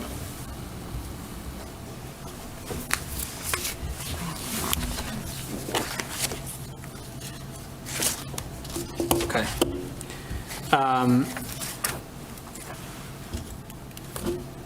shall not exceed. Balance in such reserve fund shall not exceed 2% of the annual net school spending. There's no lesser of discussion. Exactly, so. Okay. Catch. Oh, you know what, she put in that was meant for us to be able to add policy implications. Oh, that's right. Yeah. Right? Or take any other action with respect to of, I think is the or, but maybe there's, No, that's no? standard boilerplate language for every warrant article at town meeting. Provided that the balance in such shall not exceed the lesser of 2% of the annual net school spending amount established for the school district, or the amount established in school committee policy or something like that. Yep. Not to exceed 2%. So it's the lesser of, so, yeah. So we can work this in the interim. I think we all have the sense here. I think if we have a policy prior to town meeting, then we'll use that language. We'll work with town council before town meeting or on the floor to make sure that language reflects the existence of a policy at that point. Fair catch up. Thank you. Okay. Anything else? We'll vote on it as amended. It's a special education fund, not an OOD. Special education OOD fund. Okay. Are you voting or are you raising your hand? Okay. All in favor? All opposed? All right. Thank you. It carries 6-0. Okay. Let's move on to the formative assessment. I'll just sort of quickly summarize, summarize what I captured in the formative assessment. I trust you all had an opportunity to read it. I would say, generally speaking, there was a lot of consistency in the observations across committee members, for each goal. So very positive sentiments about Dr. Milichewski's performance, during the first 7 months or so of this school year. A lot of positive reflections on the district's culture. A lot of positive reflections on some of the practices that Dr. Milichewski and the entire team really have demonstrated, but Dr. Milichewski certainly led, that are allowing the team to identify and address some of the opportunities that we have as a district. And I think we saw a lot of that tonight, even in the strategic plan. That's all come from sort of very active listening, very active engagement with a large group of stakeholders. And I think those traits and characteristics and practices were reflected in a lot of our reviews. As far as the district strategic plan goes, I think most folks made reference to the fact that tonight would be the first time we'd be seeing something tangible there. I think several folks had comments about just sort of having confidence in how that was unfolding, given that we'd had those types of discussions about strategic imperatives and initiatives. We'd seen, the way that Dr. Milichewski's engaged in things like the special education program reviews and had confidence that those would play out well. But again, we were sort of TBD on that one. In the innovation space, I think everybody was, unanimously, there was excitement and specific praise for the Innovation Pathways effort, recognizing how important that is to sort of moving the district forward. There were, I'll say, more mixed observations around the scheduling work. I think we, maybe even heard a reflection on that tonight, just that it's still very much a work in progress. And I think we all recognize that it's priority. We all recognize how critical it is for some of the other things we want to do, but it's not something where we've seen as much progress as some of these other bodies of work that we've prioritized. So, and then I think the last thing that I think most committee members sort of observed was that although those two efforts have been prioritized, there's a lot of work going on a lot of different themes and a lot of different priorities and initiatives that folks appreciated as well. Coaching and developing and supporting principals. I think this was one where folks sort of felt like that we'd made the most progress. We'd seen lots of positive indications. We recognized that it was something that really started, in earnest last year, and we're sort of stepping into an execution phase this year, and that execution has been going well. A lot of enthusiasm about some of the things that we've seen in place in terms of the ILTs, in terms of the other forums that have been created, your one-on-one sessions, the coaches, et cetera. So really sort of positive feedback on that one. Several of us cited the inclusion of assistant principals in the budget as another example of that support and how much you prioritize that and have been an advocate for that. So certainly some positive praise there. And then for the new superintendent induction program, we're all thrilled that you're going to your required sessions. And several folks commented about sort of the positive impact that Chris has had being as present and visible as she has. I don't know if that's a reflection on you, but at least it suggests that she likes you and she likes being around you, so that's good. But on a serious note, though, I think you've demonstrated a lot of humility and sort of really engaging and having a coach and leaning on her and allowing her to come in and see the process and be part of the process and really kind of maximize your own potential and development. So, and then I'll just finally close. One member offered a piece of constructive feedback that I think lived outside of the sort of the 4 goals to some degree, but I thought it was fair to include here, which was just ensuring that we kind of continue to see a commitment to operational excellence, where we are executing the policies and initiatives as faithfully as we are investing in defining the policies and initiatives, I would say, and how critical that is to the success of all of our students. So I will pause there. I assume you all had a chance to read it. I hope this fairly captured sort of the consensus view and sprinkled in individual perspectives as well. Are there any other comments from the committee? Any other points folks want to make? Tom. First, Sean, thank you for putting it and summarizing it. I know how difficult it is to look through it and try to summarize it as succinctly as possible. The one thing I would ask that we add into goal 2, as 4 of the 6 of us specifically mentioned it, is the specific focus on the math pathways as a desired additional focus for the rest of the half of the year. Carla, Aaron, Sarah, and myself all mentioned that as something in particular, which makes it a consensus essentially. So if we could just add a sentence at the end of that last paragraph saying, specifically 4 members or something like that called out the math pathways for additional focus for the rest of the year, I would appreciate that. Okay. Are we comfortable if I draft language after the fact? And Absolutely. Yep. That's fair. Okay. Okay. Any other comments? Dr. Milashevsky, any comments or questions on your end? No, just appreciate all the feedback as always, the feedback in writing and also just the consistent ongoing feedback through all of our communication. So that's imperative and important to help me grow. So really appreciate both the positive and constructive feedback. So thank you. And also just as always too, I think that this reflects my leadership, but reflects the leadership of so many across our district too. So just especially the positive pieces, just thank obviously our team who are driving this work alongside me too. Team here, team of principals, staff everywhere too. So I think when sometimes the reviews are positive, it also just speaks to the great work that people, not just one person's doing, but entire district. So just like to thank leaders, staff members across our district for all the continued good work.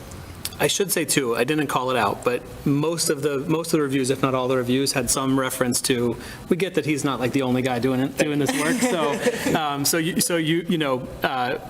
A, we see everybody else and we see the commitments that everybody else is making, and B, I think you've done a good job of sharing the credit. Point taken. So, okay. And we really mean that. Yes. You in these roles, 100%. Not getting anywhere if you don't have great people around you. So we mean that. Thank you. Okay, Carla. I move to approve the superintendent's formative assessment for FY 22-23, As amended. As amended. as amended. Is there a second? Seconded by Aaron. Any further discussion? All in favor? All opposed? 6-0. Okay. And then finally, I'll provide kind of just a brief intro here, and then Tom, if you want to add any comments as well. In the budget process, I think is where this popped up. We started talking about the elimination of employee physicals, and both from a budgetary perspective, but just from a practice perspective, it's a bit outdated and antiquated, I would say, to require physicals. So from a practice perspective, now from a policy perspective, we've already sort of moved away from that. The article that is being proposed for town meeting would remove that language from the bylaws, which would kind of complete the series of steps that needs to happen for that to be, formal and official and by the books. So that's what you see before you here as a draft article, and our vote tonight would be about us supporting or recommending that change to the bylaws for the purposes of town meeting. So why don't we take the motion, and then we'll see if there's any I discussion. move to recommend to the Select Board and to town meeting a warrant article eliminating from the bylaws a requirement for new staff physicals. Is there a second? Second. Seconded by Aaron. Any discussion? Or Tom, if you want to, I know you were a little bit closer to this, if there's any additional color you want to add? I guess I might want to amend the motion, just to make it a little bit clearer. But just before I do that, some additional background. I think we've already talked about it, but just so everybody's on the same page. This is a result of sending an email to the bylaw committee asking them to look at it. The bylaw committee added in the town. Fidel ended up calling and saying, thank you for asking, because we've been looking at the same thing, and we think the same thing needs to change. This very simple bylaw amendment that you see here came from town council as a result. And it's important here that it's not the elimination, which is why I wanted to change it. It's the adjustment of the requirement, right? So it depends upon the personnel policy, the employment contract, or state or federal law, right? So it's adjusting the requirement. The previous requirement was that every staff member had to have a physical. Every new staff member had to have a physical or had to have some sort of exception. And rather than accept everybody, it really should just say we should follow personnel policy, employment contracts, or federal law. So it's adjusting the requirement, not eliminating the requirement. So my amendment is to change the word elimination to adjusting or something along those lines. Yeah. Fair. Any further discussion? Chuck? So would that be consistent with what Fidel's planning on doing? Because, I mean, Absolutely. I would think that you can't eliminate like physicals for police and fire. Right, exactly. So it was thinking things along the lines from a town perspective. Police and fire are locked because of the personnel policy for police and fire. They're going to have physicals because of their jobs. But a staff member that sits in the office all day probably doesn't need a physical, right? So it's job specific, and that was also a legal recommendation and requirement, is make sure it's aligned and everybody in the same type of role has the same requirement. But if they're different roles, they don't need that same requirement as somebody who's in a more rigorous role that requires physical activity. Okay. And I just want to also call out and thank Michelle Roach for raising this, because she, raised it originally by looking at it and say, this doesn't make sense, it doesn't align with state law, there's other questions and concerns. So when I dug into it, that's when we found the bylaw, that's when we followed this whole process, so. And Tom, if I'm not mistaken, this was also reviewed by our council as well, correct? Our council has not reviewed this. Our council reviewed our policy and provided recommendations that was shared with town legal counsel and shared with the bylaw committee and shared with Fidel. Okay. And Ivrea came back and said, the school committee's legal counsel is 100% right, and this is the recommended language appropriately. Okay. Okay, anything further on this one? We will take a vote on it as amended. All in favor? And all opposed, and carry 6-0. So did we just take the friendly amendment? Is that what you did? So we just voted to accept the overall thing? I took it as a friendly amendment. Yeah. Okay. I don't think there was I didn't see anybody protesting the friendly amendment. Okay. Okay. Anything else this evening, recognizing there's a lot of things we couldn't talk about if we wanted to? No? Motion to adjourn? Motion to adjourn. Is there a second? Second. All in favor? We are adjourned.